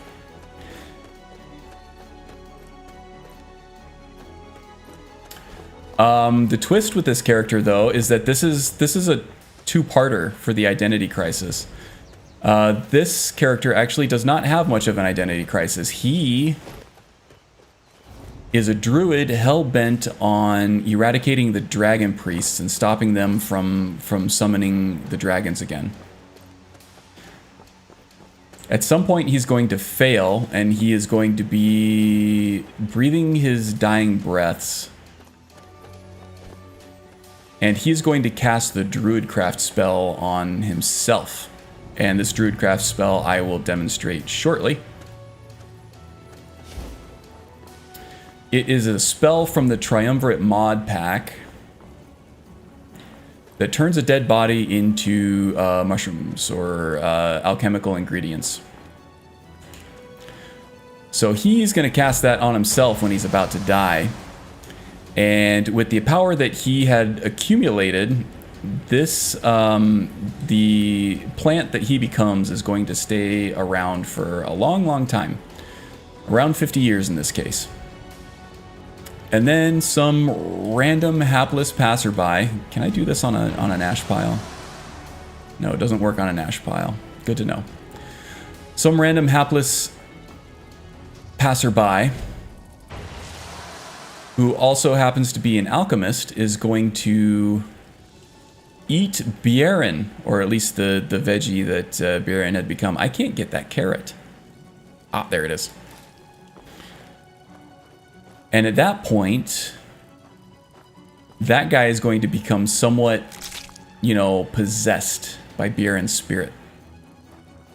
And at that point, he is going to sort of take on Bjorn's obsessive quest of rooting out and killing the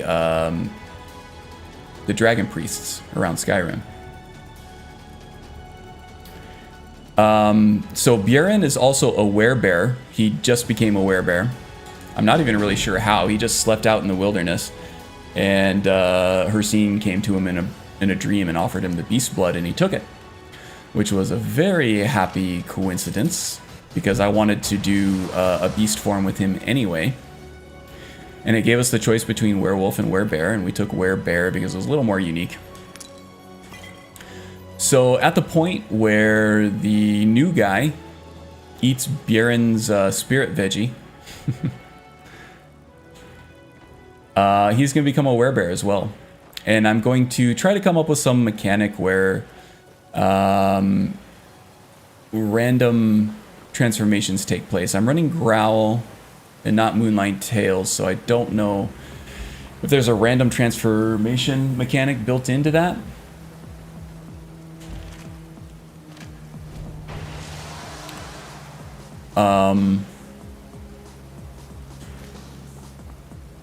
But if there's not, I'll come up with something external, like just a kind of external timer or something. I don't know. To where the new guy is going to randomly transform into a werebear, and when that happens, Bjorn takes control, and that's when he goes out and hunts down these dragon priests again with his new body. And the new guy wakes up later with all these dead Draugr and like maybe a dragon priest mask and a pile of ash next to him, and he's like, "What the hell?" And that's where the identity crisis thing comes in. So that is my concept. I don't know yet how I'm going to submit. It's a very ambitious undertaking because it takes 2 characters, you know?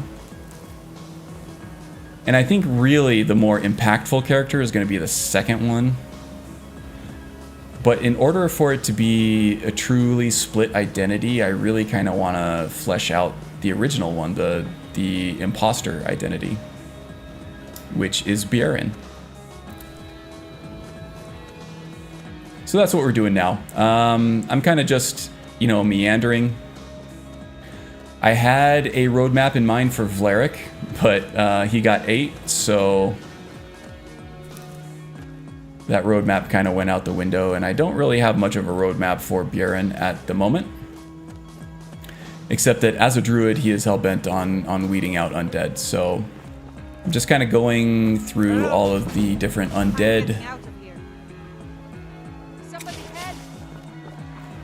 barrows that I can find here. Ow, there he is. Ow.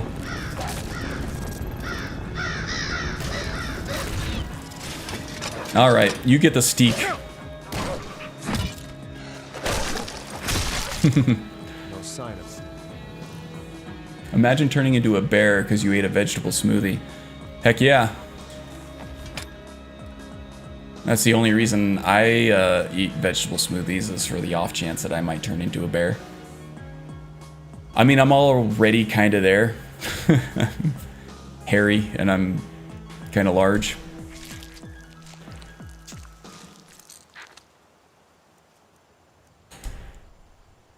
I have no hunting knife. What happened to my hunting knife? I know I had one.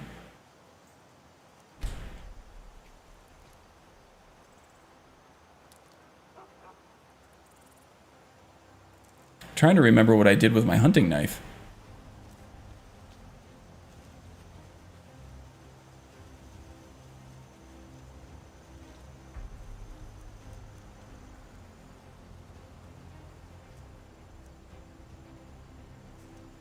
I feel like that might be glitched. So what I'm going to, I think I had a bone hunting. Oops, that's not what I wanted. I think I had a bone hunting knife, so I'm just going to cheat that back in.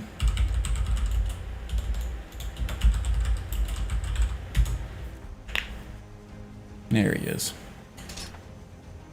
Oh, no, I found a bound hunting knife. That's what happened. Oh, I also have healing touch. Definitely use that. And divine light? Yes, please. Where did I find those?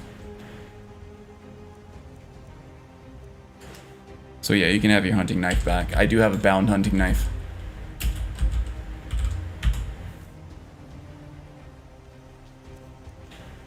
Boom. All right. There he is. It's been so long since I played this character that just don't remember, you know?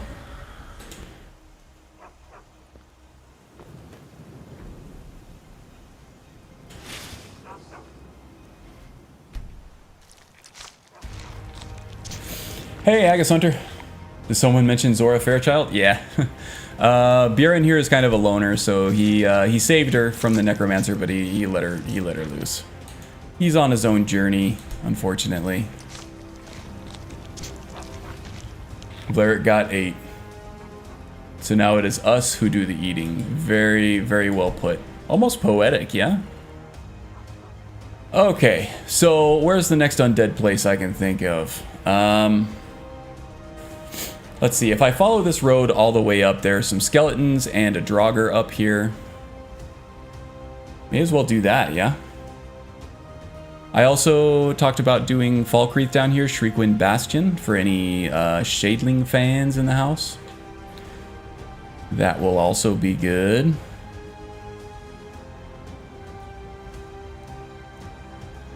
There's also Corvinjune down here, which I don't know, is that locked until the Civil War happens, or can you get there beforehand?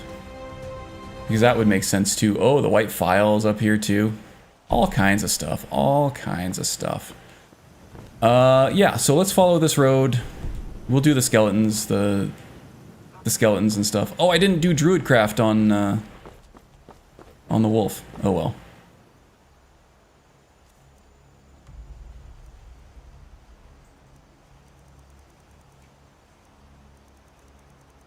Two, 3, 4. Let's hotkey Blight Curse because I'm using that quite a bit.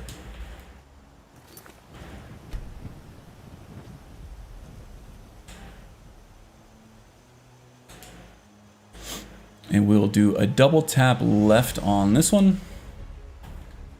That was 5, I believe. Yes, please.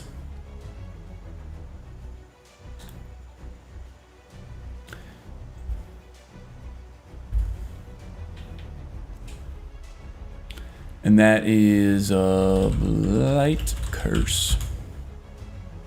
There we go. Easy peasy. And now we are ready for action.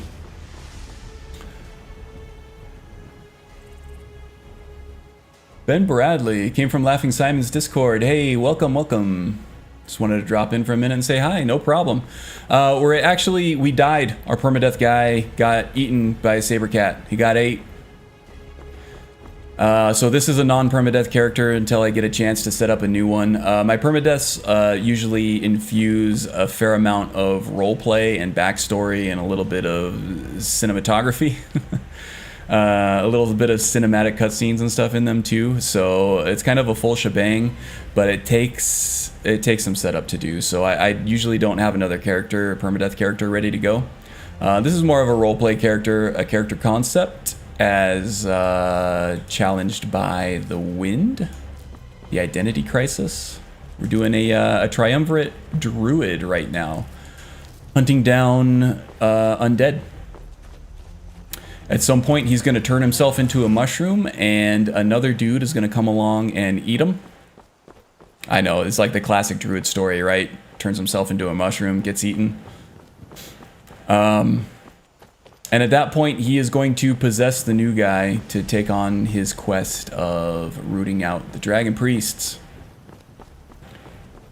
That's about the nutshell version, the TLDR of our Druid guy here, Bjorn Oakborn.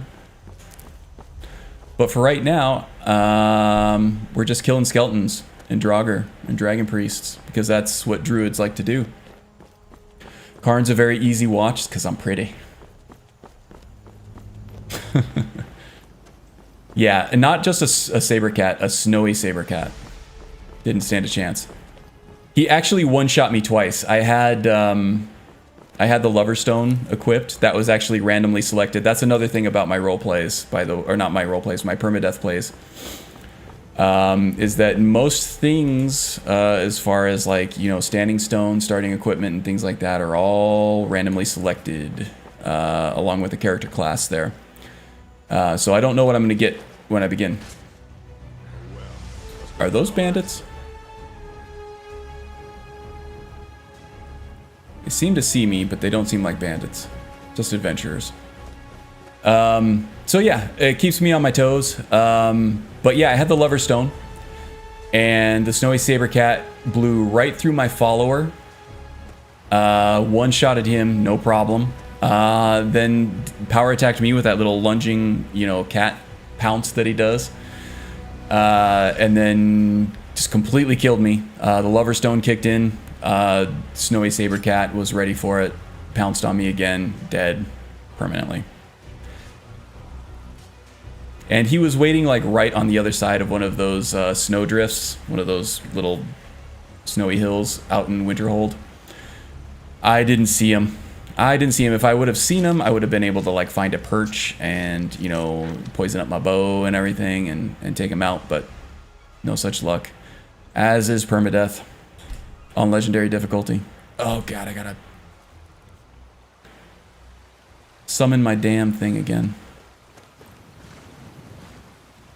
Oh, Faldris got it.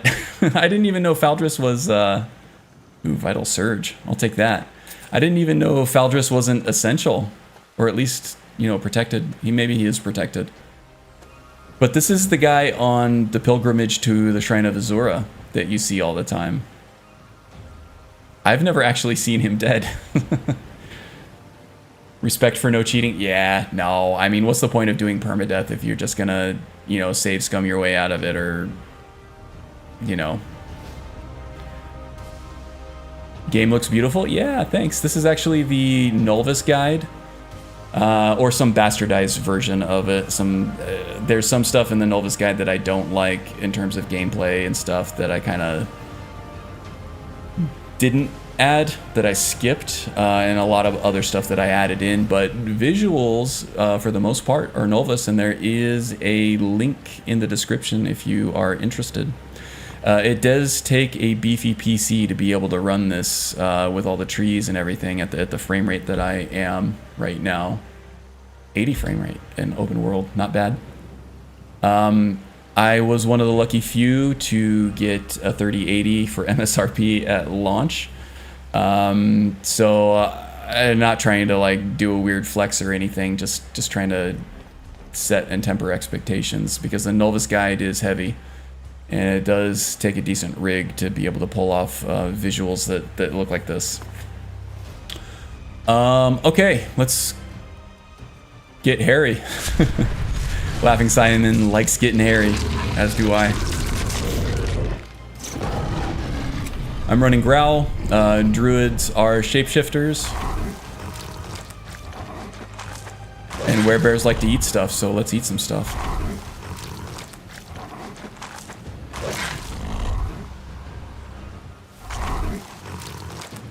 Let's get hairy! The new battle cry of the laughing hairy bastards. Hairy laughing bastards. Faldris, I feel like I barely knew you. You never made it to the Shrine of Azura, but damn if you aren't delicious.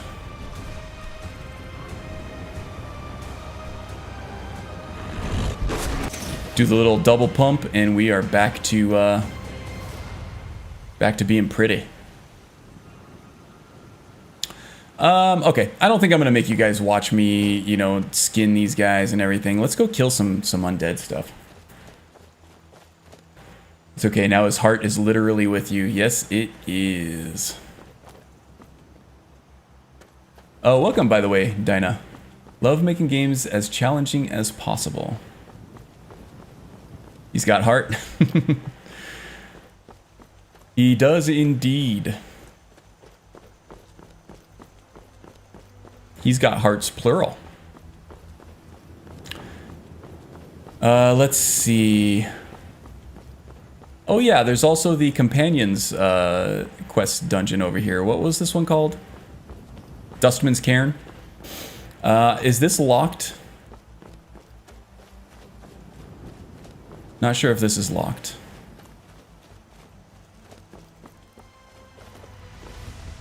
I think it might be. Oh, it's not. I wonder how far this... You know, I'm curious now. I've never been here without triggering the Companions quest line.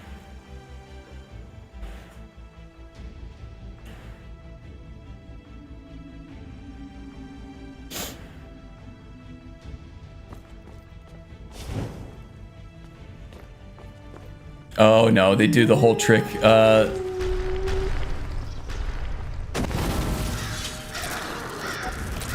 They do the whole trick, the same with the, what is it, Mafala's questline? No, it's Boethia's questline.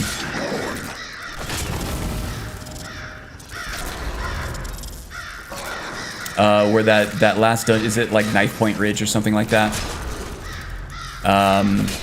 There's a bigger part of it if you have that quest active that is caved in if it's not.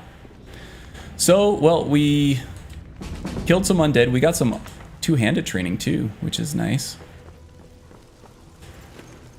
We could use that for our quarterstaff.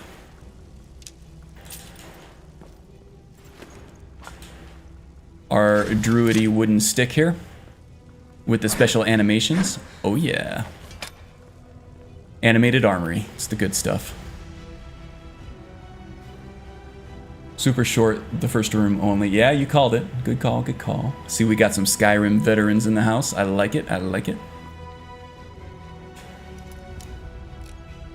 Yeah, I would say I've probably got close to 10,000 hours in Skyrim, and you know, it's different incarnations. I started on PlayStation 3, which was probably like the worst version of this game ever. But you know, I still played the hell out of it, and I enjoyed the hell out of it. And then, you know, LE before it was LE on PC. That was a huge upgrade for me. Oh, I am over encumbered.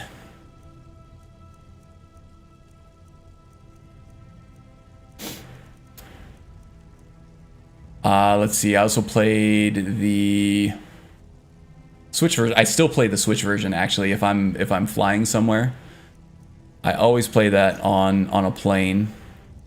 Vanilla Skyrim still is fun for me. A lot of people, you know, poo-poo all over Vanilla Skyrim because it's just not great without mods, but you know, I like it. It's definitely a different experience for sure. I got a lot of small animal bones. I think maybe that's what's dragging me down more than anything.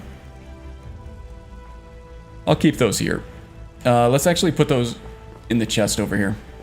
Excuse me.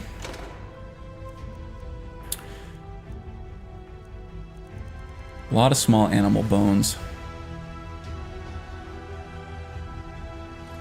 We'll keep those here. I don't think that's permanent storage, but I can come back and get them later if I need to. What else is killing me here?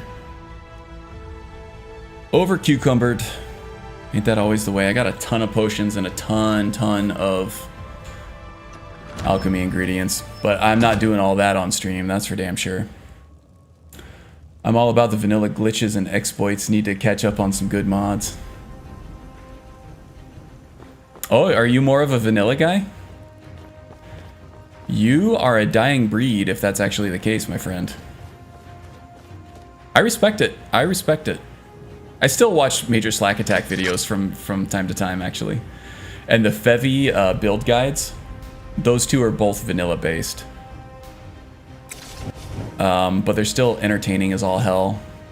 And they do have some really good strategies, actually, that do translate even with mods.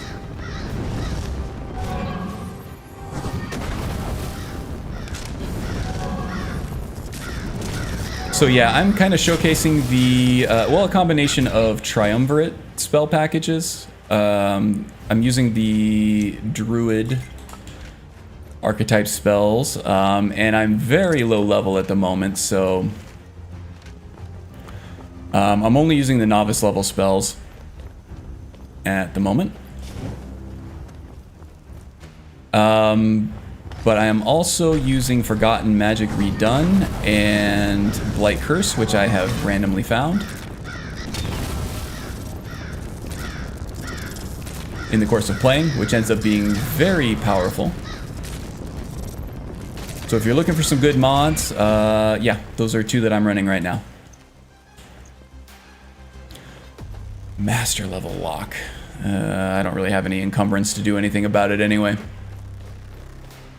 Rediscover Skyrim's past by clearing dungeons. Okay, that is from the Imperial mod, Anision's racial overhaul. Every race gets a unique quest, a certain goal that they have to try to accomplish in order to unlock a unique ability. So like, unlike in vanilla where you get, you know, some passives right when you start the game, and an active power, a greater power that you can only use once a day. In Imperial, you actually have to unlock that power before you get used to it, or get use of it. And for Nords, we have to clear dungeons. And I guess that counted as a dungeon. Very nice, very nice. So one thing about this mod, or not this mod, this character, is that he's a druid, he's a hunter, and he's an alchemist. And as such, he's very, he spends a lot of time on his mortar and pestle, which doesn't make for the most compelling footage. So I'm skipping a lot of that while I'm on stream here. I'll go back and redo some of this for my own enjoyment. But also I'm running Hunterborn, which allows me to go through and field dress and... Ooh, we got some weird anomalies going on here with the water. Might just be a load issue or something. Looks nicer over here. But yeah, it allows me to take like animal corpses and harvest like meat and more alchemical ingredients and things like that from them. But that's also not very compelling footage either, so I'm trying to focus on this stream after my permadeath dude died already. Of just going around and clearing undead.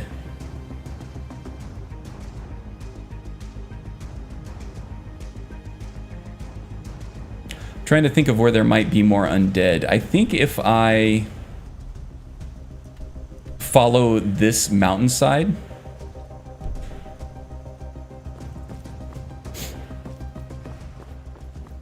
there might be that the ghost layer with what's his name, Sild the Warlock, who's binding spirits to himself. Let's see. See you later, Haggis Hunter. William McNee, currently playing on 360. Oh, nice. That's awesome. The 360 version of this game was actually great. It looked fairly comparable to the PC version. In terms of like, you know, texture quality and things like that. The PC was just, or the PS3 was totally borked. Of course, if you had like a higher level PC, you could get higher frame rates. It was still capped at 60, however. I think the 360 is capped at 30 frames per second. But the actual visual quality on 360 was great. I, however, was a PS3 guy. But I still played the hell out of that version of the game. And now 10 years later, I'm still going strong with all these mods. Thanks, we'll check them out. It doesn't screw the balance. Oh, well, mods, gameplay mods are always going to screw with the balance. Whether or not it makes them better or worse is kind of open to interpretation. I would argue that the balance of Skyrim was screwed from the beginning. There's so many exploits and things like that. With mods, you lose some of those exploits, but you gain some new ones. If you play on legendary difficulty, you're still going to have the capability of being one-shot. And there are mods that make the game harder anyway. So yes, you do screw with the balance quite a bit. Sometimes it's an improvement. Sometimes it's not, just depends on what you install. Love Alchemy, big fan, but yeah, not the most entertaining, I get it. Yeah, you can spend, you know, I don't have enough hours with Alchemy to actually know all of the effects of all the ingredients off the top of my head, right? So, yeah, I still spend a lot of time trying to cross-reference ingredients that I don't know with like the wiki or UASP or things like that, different online resources. Or if I'm just role-playing, I kind of do the whole, you know, trial and error thing, which, you know, you can play for hundreds of hours and not find all the ingredients of all the, or all the effects of all the ingredients. Doing it that way. But either way, it takes a lot of time in that alchemy menu, and that's not what people want to see if they're watching a Skyrim stream. It's not necessarily what I want to see.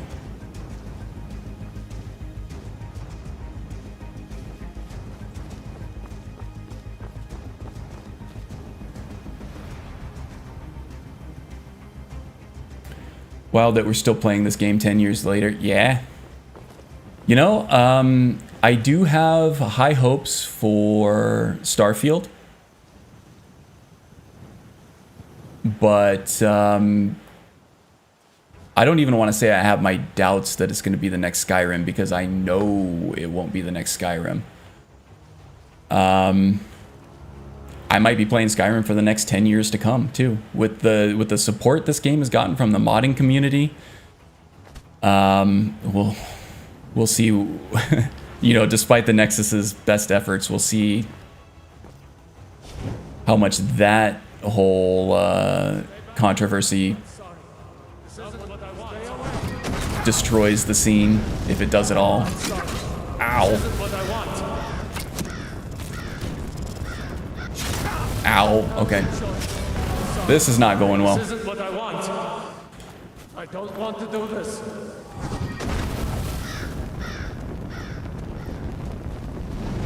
I'm sorry. This isn't what I want. Okay, if I can just hit him with that light curse. I don't want to do this. Okay, that got him. This isn't what I want. I'm sorry. This isn't what I want. Sorry, I lost my train of thought. I almost died. Sorry. This isn't what I want. I'm sorry. This isn't what I want. Keep missing. I don't want to do this.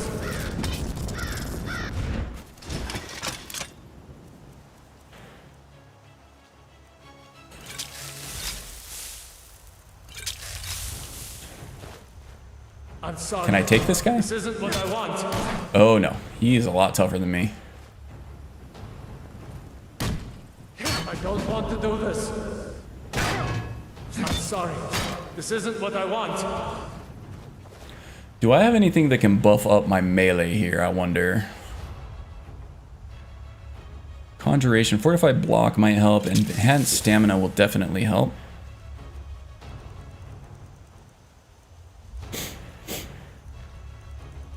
Health regeneration, anything?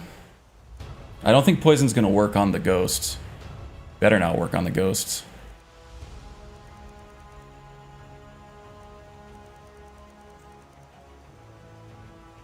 I don't think I got anything else. I'm sorry. This isn't We'll what I whittle want. away at him. There we go. Yeah, legendary difficulty is no joke. Oh, I also do have a level up. I probably have a couple level ups now that I'm thinking of it. But you know, I get talking about Skyrim. I get in the heat of the battle and I forget. Let's see here. Quote. If you can change and he can change, we can all change. Yay! Love the Raven spell. Yeah, it's pretty cool, right? I still haven't, as you can see, I'm level 4, so I haven't unlocked the snakes yet, but I'm looking forward to the different conjurations from the Triumvirate mod pack.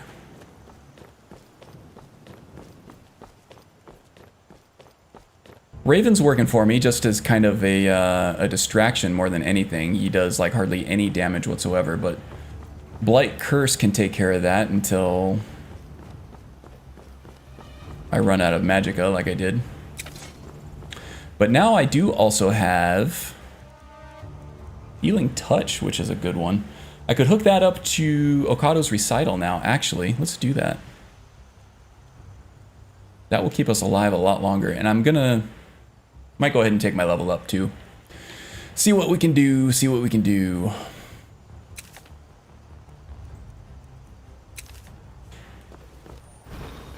So, Okada's Recital is added by the Skyrim Apocalypse spell package. Highly recommended spell package. What that does is it automatically casts the spell in your left hand when you enter combat. You can store up to 3 spells. Healing Touch is a spell that it's kind of weak at first. You get it heals the caster 5 points per second for 15 seconds. So it's probably not going to save your life at legendary difficulty with a low armor level.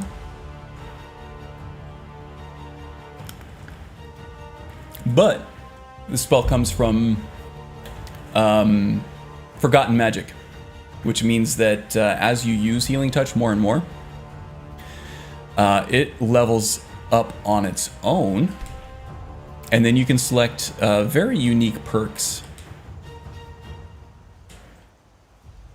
based on it that make it stronger as you go, as you use it more and more.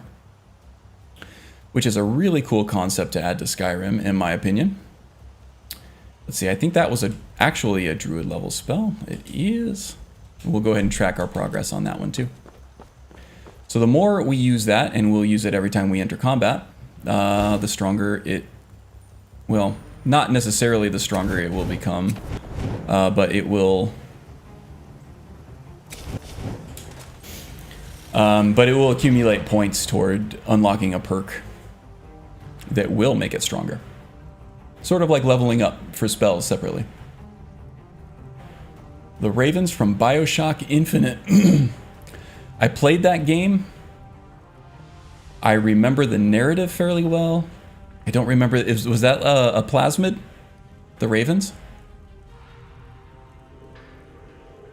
Getting strong D&D vibes here. Yes, indeed. I'm not a D&D player. I don't know a whole lot about it. I did get aspirations of doing like YouTube video series on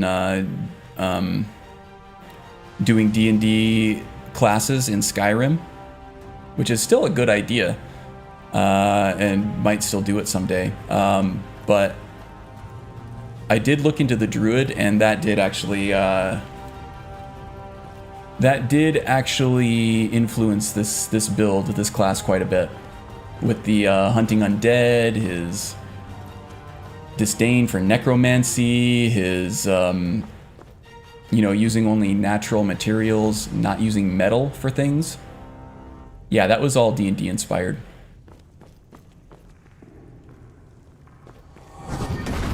I actually don't think the Elder Scrolls has an official Druid class. If you look at the Old Oblivion classes, and even the Morrowind classes, ow, that hurt. I don't know why you didn't care about our Raven. But yeah, I don't think the Druid is there.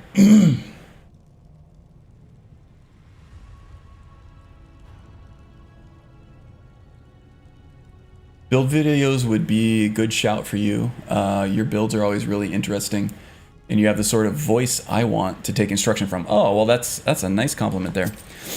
Yeah, I do want to get back into video production. It's so hard to find the time to do it. Video production, as the Laughing Simon knows, it takes a lot of time. And sometimes you don't have that time. Streaming is easy. If you are trying to improve your stream, excuse me, then you're constantly learning. It took me probably a good year to get this mic to sound this good. And that was just a recent development, actually. And then, getting the camera involved and the chat on screen and everything. Getting the overlays working and finding all these little tips and tricks in OBS. That does take a lot of time too. So I've been actually more focused on improving my streams lately. But yes, I would love to get back into video production. I really want to flesh out the YouTube channel a little more with actual, substantive content that isn't just like a bunch of stream archives, you know. And there is some stuff there. There's some cinematic, more machinima type stuff that I'm actually really proud of. The Chemical Whispers series, where I did voice acting, I'm sorry. and told a very character-specific narrative. So if you're interested in that, go ahead and check it out. I think I have a playlist on my homepage there. But that was a ton of work, man. That was so much work to get those things out every week, even though they were short episodes. But yes, I am planning on doing some like build videos, as you said. But the build videos aren't going to be like a front to back, do this as I do it, sort of like major slack attack or Fevy style thing. Like, this is what you do, these are all the perks you take. It's going to be more focused on combos and interesting gameplay mechanics and things that you can kind of put together in interesting ways to really flesh out the build in unique ways. And then, you know, the dungeon clear video is something that I've always been a huge fan of.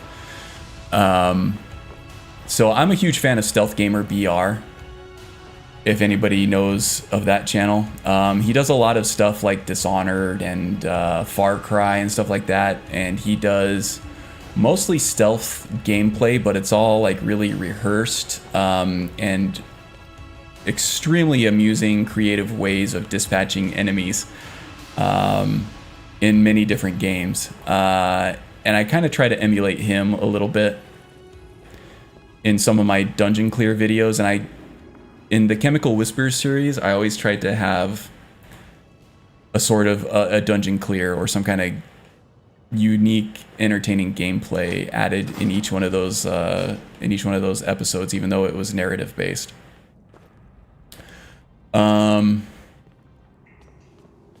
So sort of like an addendum to the build videos and sort of instructionals and fun combos and stuff. I would like to do some more of those dungeon clear videos to kind of showcase the build and some of those cool combos and stuff that I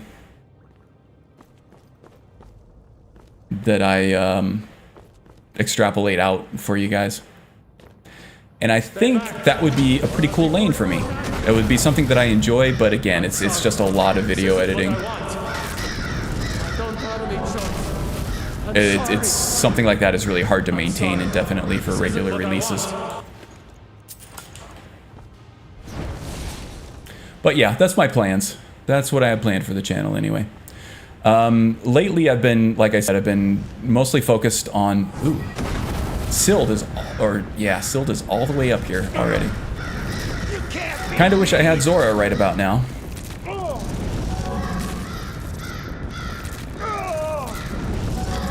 Okay, well, looks like he's kind of stuck in something there.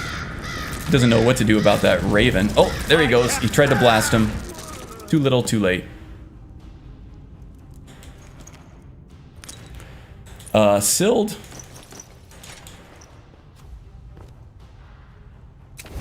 Something tells me that your story is quite interesting, but for me, I'm just gonna stick you in a stew and eat you for dinner. Not in a gross way, because you're gonna be a vegetable at that point. I don't know, does it count as cannibalism at that point? If you magically turn somebody into a vegetable and then eat the vegetable, does that count as cannibalism?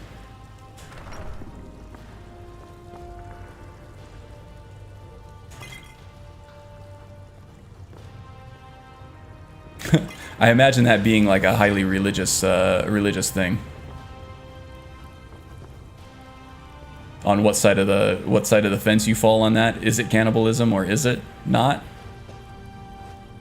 I can see that being hotly debated in Skyrim politics. Destruction, we don't make use of that, but whatever. We'll take the level progress. Speaking of levels, ooh, Sild's journal. I'll read that later. Speaking of levels, let's go ahead and take ours. Probably got a few. Would a Bosmer eat a person if they turned into a plant? Now you're getting really, I don't know. You're gonna start making me feeling uncomfortable here pretty soon. I don't know. Let's see. What was the ratios that I was gonna use for this guy? Let's see. He's mostly magic. I'm thinking he's got some melee combat in him if he, as a last resort, if he runs out of magicka. But I'm thinking 3 magicka for every 1 health and stamina. How about that?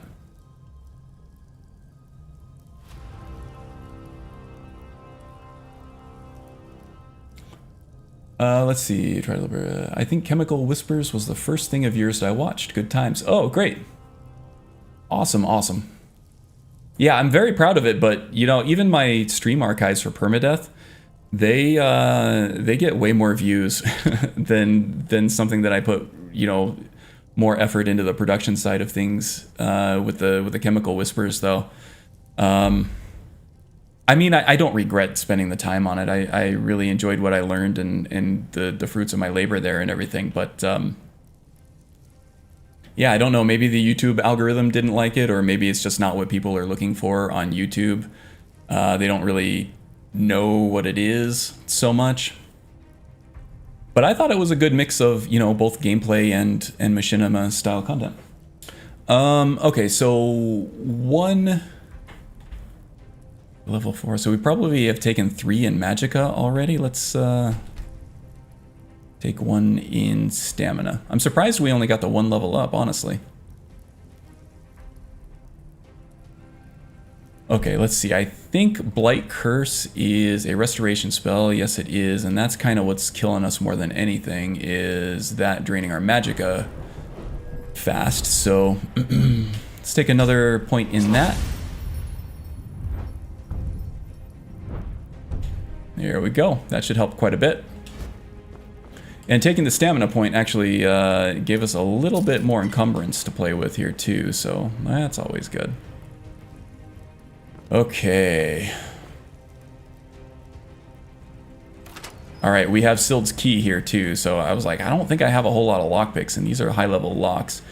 But all these dead bodies mean a whole bunch of cannibalistic plants for my consumption, and I like that.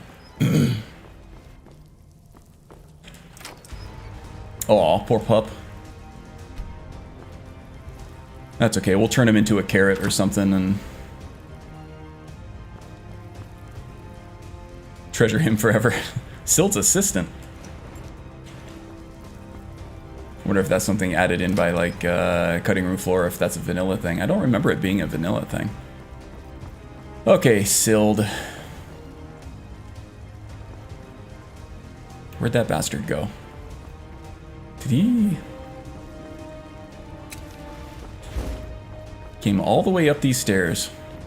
Just for me. How nice. Oh, I turned him into wheat already. That's right, that's right.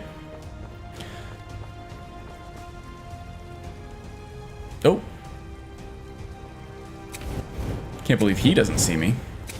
Or is he unbound now that Sild is dead? What was that? Nope. He's still angry. Ah! Play with my bird there a little bit while you die to death.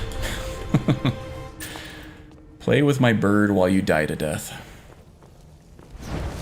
Things you never think you'll say in your life, am I right?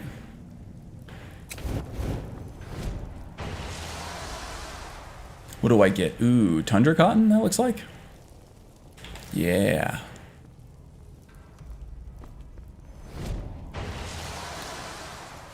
And is that a potato? That looks like a potato. Yes, it is. And what is this? Ooh, Nirnroot. That's a more rare one. At some point, this will start yielding Goodberry, which is another element sort of inspired by Dungeons and Dragons, I suppose. And that's added in by a nice Scion, not me taking inspiration. That was the mod author of this spell. And the good berry is powerful. I can't wait till those start popping up.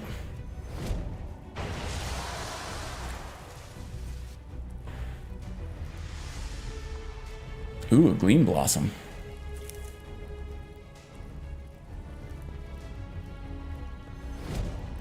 Y'all remember the hit 90s alternative rock band, the Gleam Blossoms?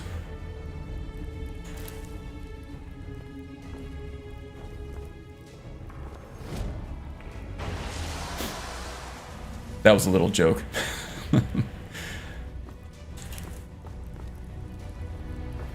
Sorry, my brand of humor tends to be very dry and so sarcastic and delivered in a way that a lot of people tend to miss the fact that I'm actually joking.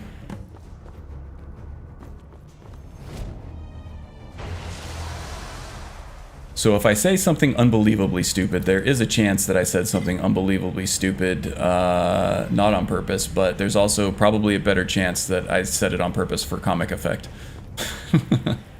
At least that's my story. I'll stick with that.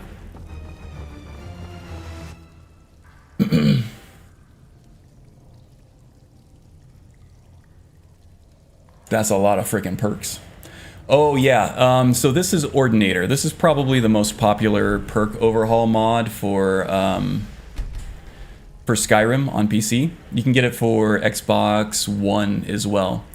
And yeah, it massively overhauls the perks. So this is not anywhere close to vanilla. There are a few vanilla perks that are mixed in, but yeah, the breadth of builds that you can explore that this enables is amazing. It's awesome. If I were to pick one mod that, if I could only install one mod and I were going to play Skyrim with it, it would be Ordinator. Hands down, no question. Don't care. I know there are some people in the chat now that prefer Valkyrie, which is made by the same mod author and is more vanilla plus. But to me, this opens up so many gameplay paths and so many different ways to play the game that just weren't available before. Yeah, this would be my pick. I got the Gleam Blossom joke. Good, good. I said stupid on purpose for 100% stealing that.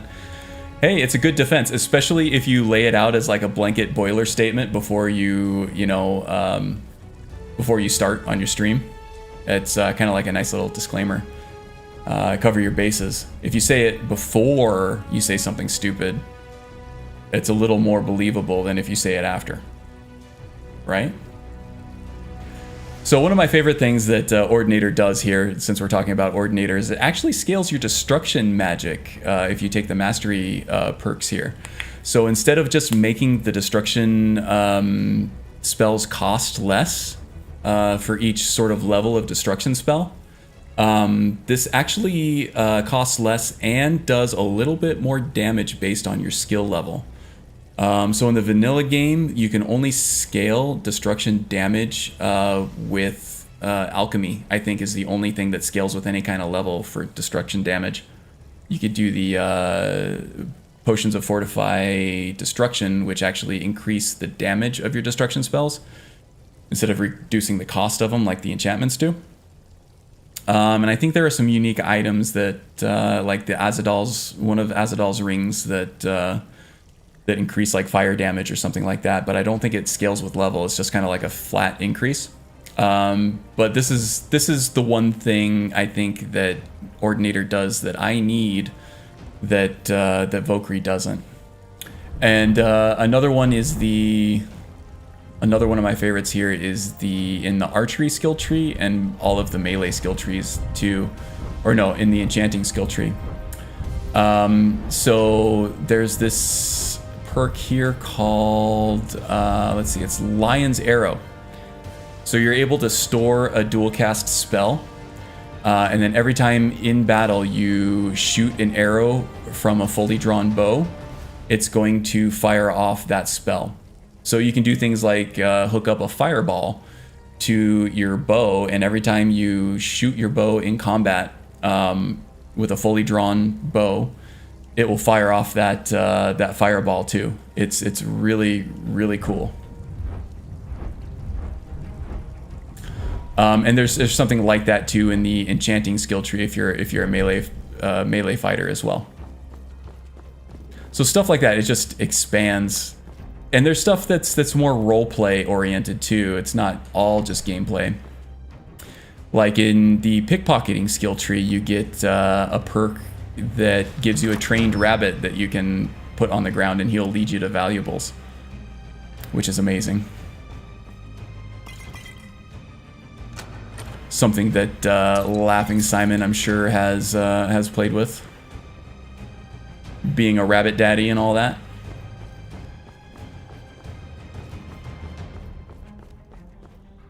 The rabbit daddy.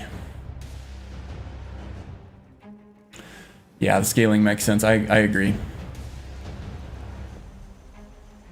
I think the way Oblivion did it out of the box is, I don't know if it was the willpower attribute or if it was the destruction skill level itself, but I think that it had scaling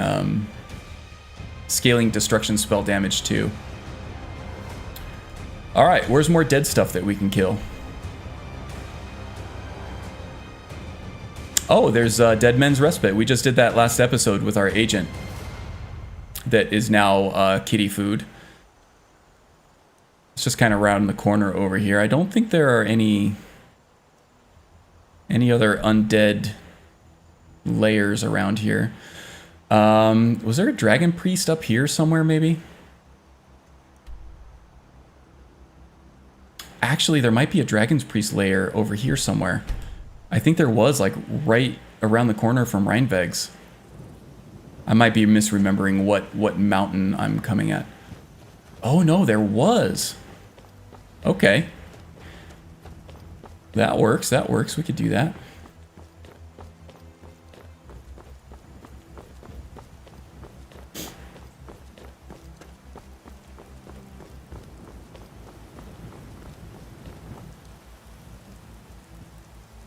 Thanks for taking the time to tell me about it. Hey, yeah, no problem. Two of my favorite things to do are, oh, that's, jeez. Are playing Skyrim and talking about Skyrim with people who also like Skyrim. So, if I get to combine them both, man, I'm having a good day, you know?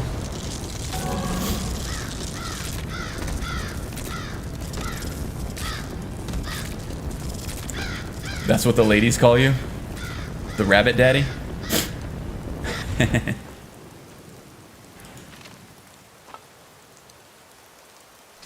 Very little encumbrance. I gotta stop picking up every single thing I see. Oh, and I can druid craft that skeleton. Zippity zap. Oh, that's not the zippity zap. The zippity zap has a legacy that will never be tarnished. Which means I gotta come up with something else for this druid craft thing.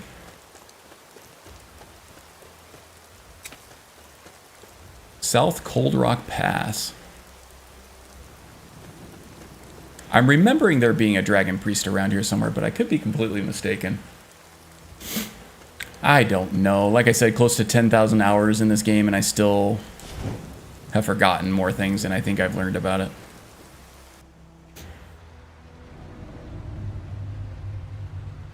I said something stupid on purpose for comic effect. Oh, yeah. That's me. That's a Karnism for sure. Okay, let's see. We got a troll.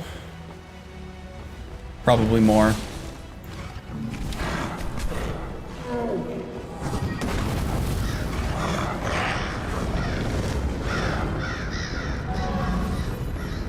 Wow, did the troll just like jet out of there?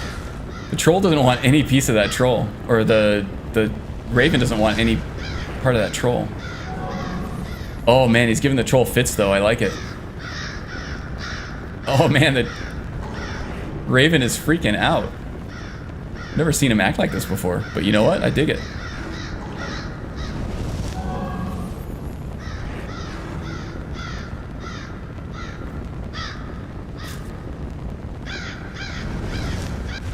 There we go. We're close to a level up on the Blight Curse spell too. Just the one Just the one troll, huh? Where's that one dragon priest where you have to find 2 skull keys to unlock him? I think that's over in the Reach. That's like way west, I believe. I might be mistaken on that too. That was Otar the Mad, right? Yeah, because I remember doing a cinematic cutscene for my Druid Archer series, where he was doing actually a very similar thing. He was hunting down the dragon priests, and Otar the Mad was one of them. And I do a little history thing, and each one of the dragon priests were based off of another historical character. And Otar the Mad was actually based on Ludwig the Mad, who turns out was not really so mad. He was probably just a closeted homosexual in the wrong time.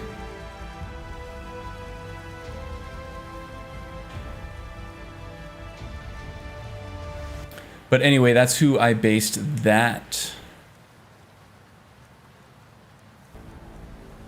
sort of little cinematic cutscene on that Dragon Priest on. And there was another one, I forget which one it was, but I based him off of the actual Vlad the Impaler, who of course, you know, many people think Dracula was based on. I'm trying to remember who that was now. I don't remember. That was probably years ago now. Okay, what do we got? What do we got that I can get rid of? Summons a subjugated ghost for 60 seconds wherever the caster is pointing. That doesn't seem very druidy, does it? It's very valuable though.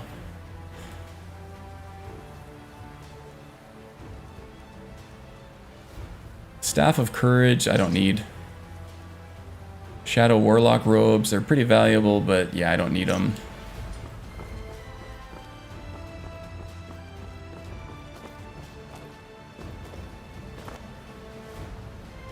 Now I think of Roger. Yeah. Otar, I take your shinies. I can't do that voice. I don't know how Stu turned his normal voice. I mean, I feel like my normal natural voice is closer to Roger than Stu's was. And Stu just, he completely contorts his voice for that.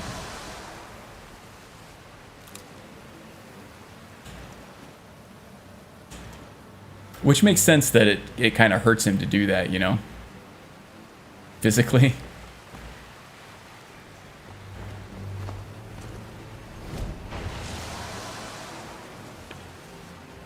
Scaly Foliota.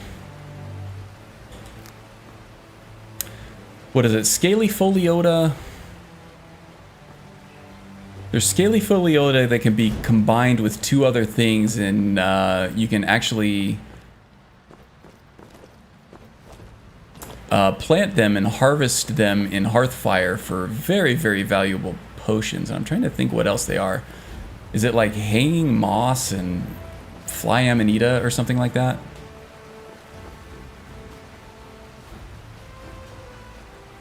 It's another one of those vanilla exploits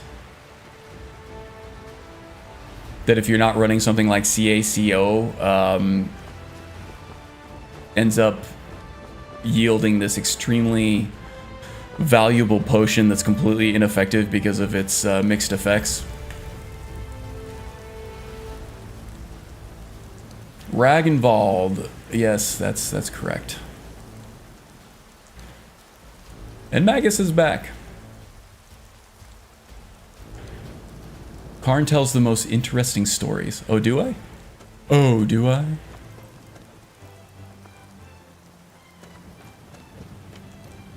Actually, you should tell my wife that. The stories I tell my wife are not as high quality. At one point, she got so frustrated with it. I think that I was like ironing a shirt, and she was like, we were like getting ready to go to some, it was like a wedding or some other kind of function or something like that. And I was ironing my dress shirt for it, and she said something, or no, I said something like, did you know Iron Mike Tyson got his nickname from insisting on always wearing freshly pressed shirts? And she just kind of groaned, like the most disgusted groan I've ever heard in my life, and rolled her eyes, like way back in her head, that she looked like the Undertaker. It looked almost painful. And I kind of laughed, of course, because that's what you do when somebody reacts like that. And I said, "Can you tell that I'm about to tell you a story that I completely made up because I say 'did you know' at the beginning of it?" And she says, "No, I can tell you made something up because it's a stupid, shitty story." And she was all mad. Her nostrils were flaring and everything. That was like the most hilarious thing I've ever seen. So, yeah, my wife disagrees, but I do appreciate the comment there. Where the hell am I? Wow, that spat me out way down here. Okay. So I know that there's Dead Men's Respite up here. I thought that there was some kind of a... Oh, there's a North Cold rock pass over here too that I'm missing. I'm sure of it. Sounds like a good woman, yeah. Well, here's the thing. I need somebody who's going to call me out on my shit, right? For two reasons. One, it keeps me in check. And two, it's like, why would I be doing stuff that I know is going to get an unfavorable reaction if I'm not going to get that unfavorable reaction? I crave the unfavorable reaction. I don't know, maybe I'm some kind of like masochist or something deep down. That would actually explain a lot. That's starting to check a whole lot of boxes right now. The whole deriving joy from pain thing. I think I'm fairly well adjusted as an individual. I don't think I need to see a shrink, but I kind of would like to now, just to see if maybe that's something I actually have.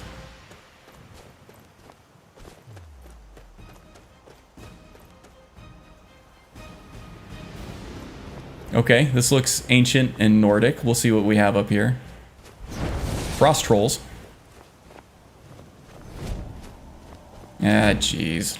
Don't have my Raven ready. Let's see if the Raven freaks out as much with this troll as he did the last one. Looks like he might be.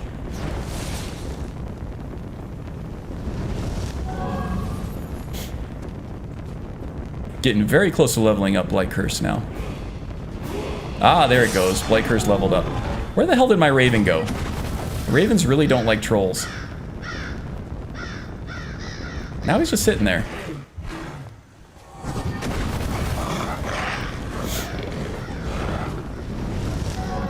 Ah! Frost Troll is going to make quick work of us, so we definitely need to keep him at bay. The plus side is these trolls are, you know, really slow.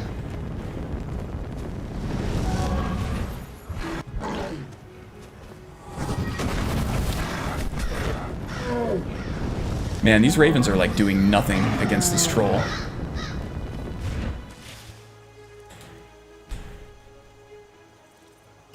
Minions aren't supposed to wimp out. Yeah, that's kind of one of the criticisms a lot of people have against the Triumvirate spell pack, is a lot of the conjured minions tend to be kind of wimpy.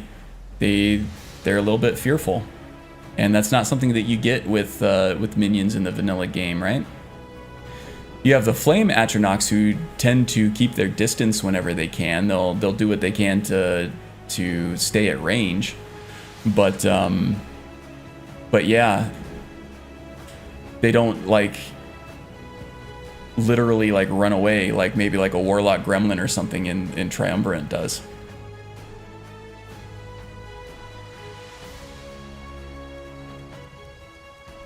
I crave the unfavorable reaction. Likely a dragon up there. I don't think there's a priest up here. It's not like Croesus where there's a dragon, a wall, and a priest all out. A dragon, a wall, and a priest all walk into a bar. No, I think it's just a dragon wall.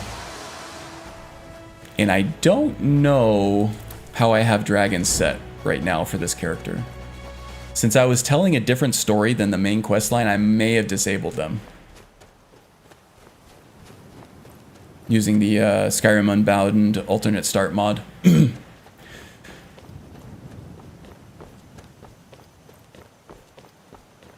So I don't think that Bjorn, excuse me, Bjorn is Dragonborn. He does not have the dragon blood. He can't absorb dragon souls, and he can't read word walls, I don't think.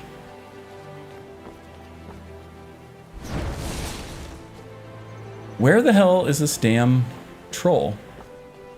If a troll gets the drop on me... Oh, yeah, alright. Here you are. There you go. Hit the pinata there.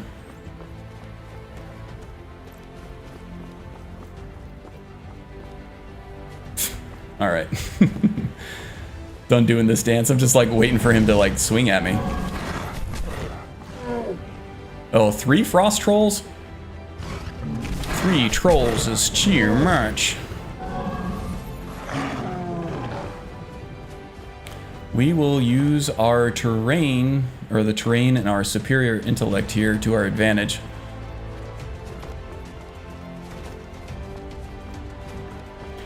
And you know what? I may as well level up Blight Curse here too.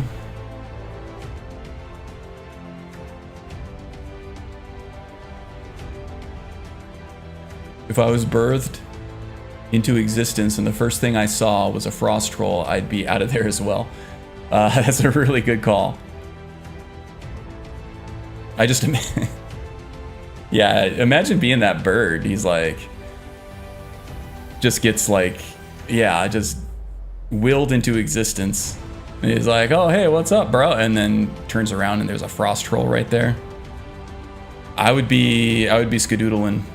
I would be flipping out, for sure. I would be wigging out.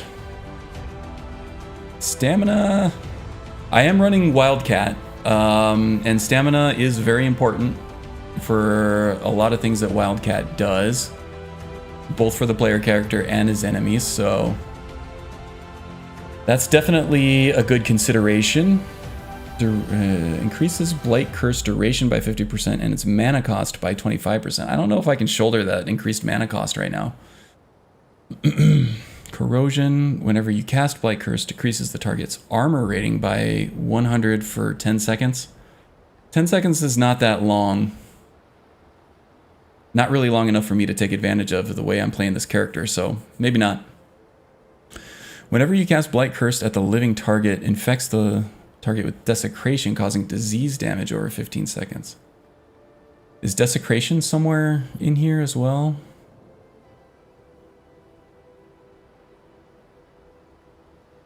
A lot of these archetypes in Forgotten Magic Redone, they do... oh, there's Desecrate right there. Oh, no, that's the same one. They do kind of cross-pollinate a little bit. So they'll affect effects in other spells as well. Some of these perks will. Whenever you cast with less than 25% health, paralyzes the target for 5 seconds. I'm less concerned about enemies with less health, although that is actually kind of nice. It puts them in... it basically puts them in a bleed-out state, like, sooner, right?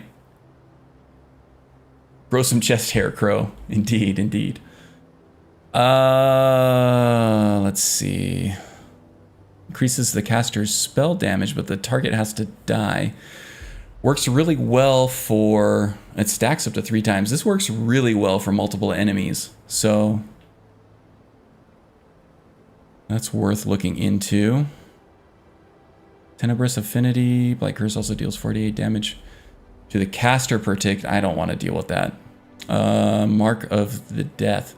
Mark of the Death. That's interesting. Has a chance to stagger the Ooh, yeah, I definitely want that. Stagger is really, really good in this game. Which is why the whole block skill is really, really good in this game.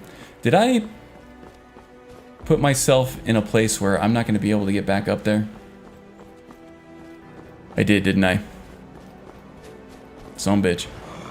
Oh wow, it's been almost 3 hours now. I'm gonna have to call an end to the stream soon here. Let's try to take care of these frost trolls here. And then after we kill these guys and figure out what the hell it is at the top of this thing, probably just a word wall. Then we'll call it a stream, okay?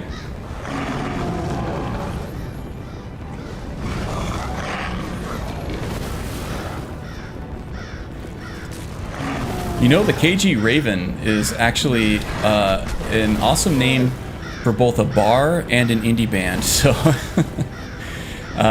feel free to use those if you want. I won't charge you any royalties or anything, even though I probably should.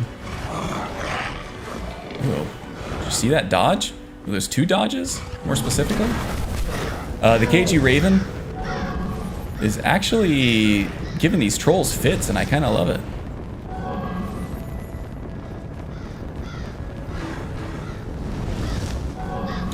Gonna need to give the Raven a break at some point here. You know, personality-wise, I'm thinking the Raven has Iago's personality from Aladdin.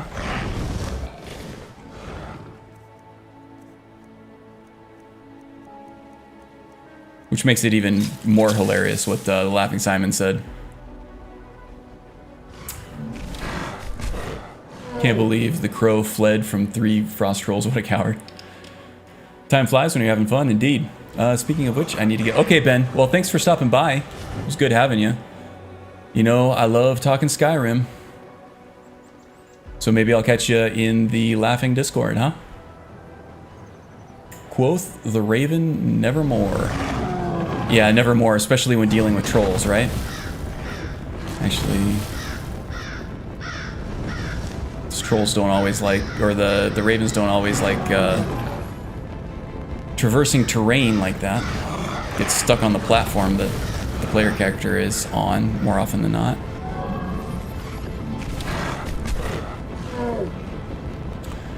I have to stay vigilant with these Blight Curse spells because of the regen on these frost trolls. If I could single one out here though, that would actually be ideal, so I don't have to split my magicka between the 2 of them.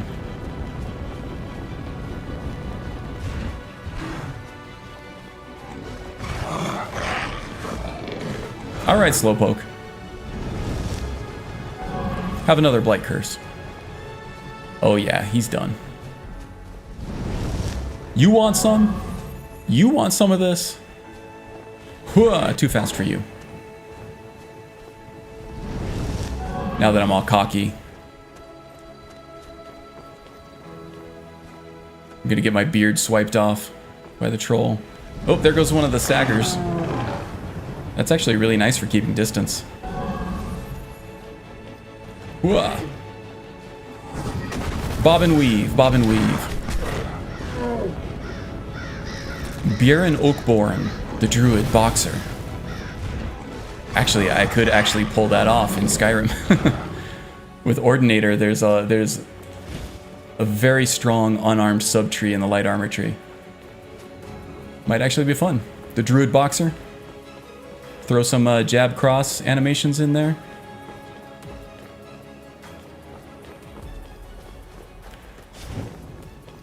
Okay, no dragon. It's kind of what I suspected.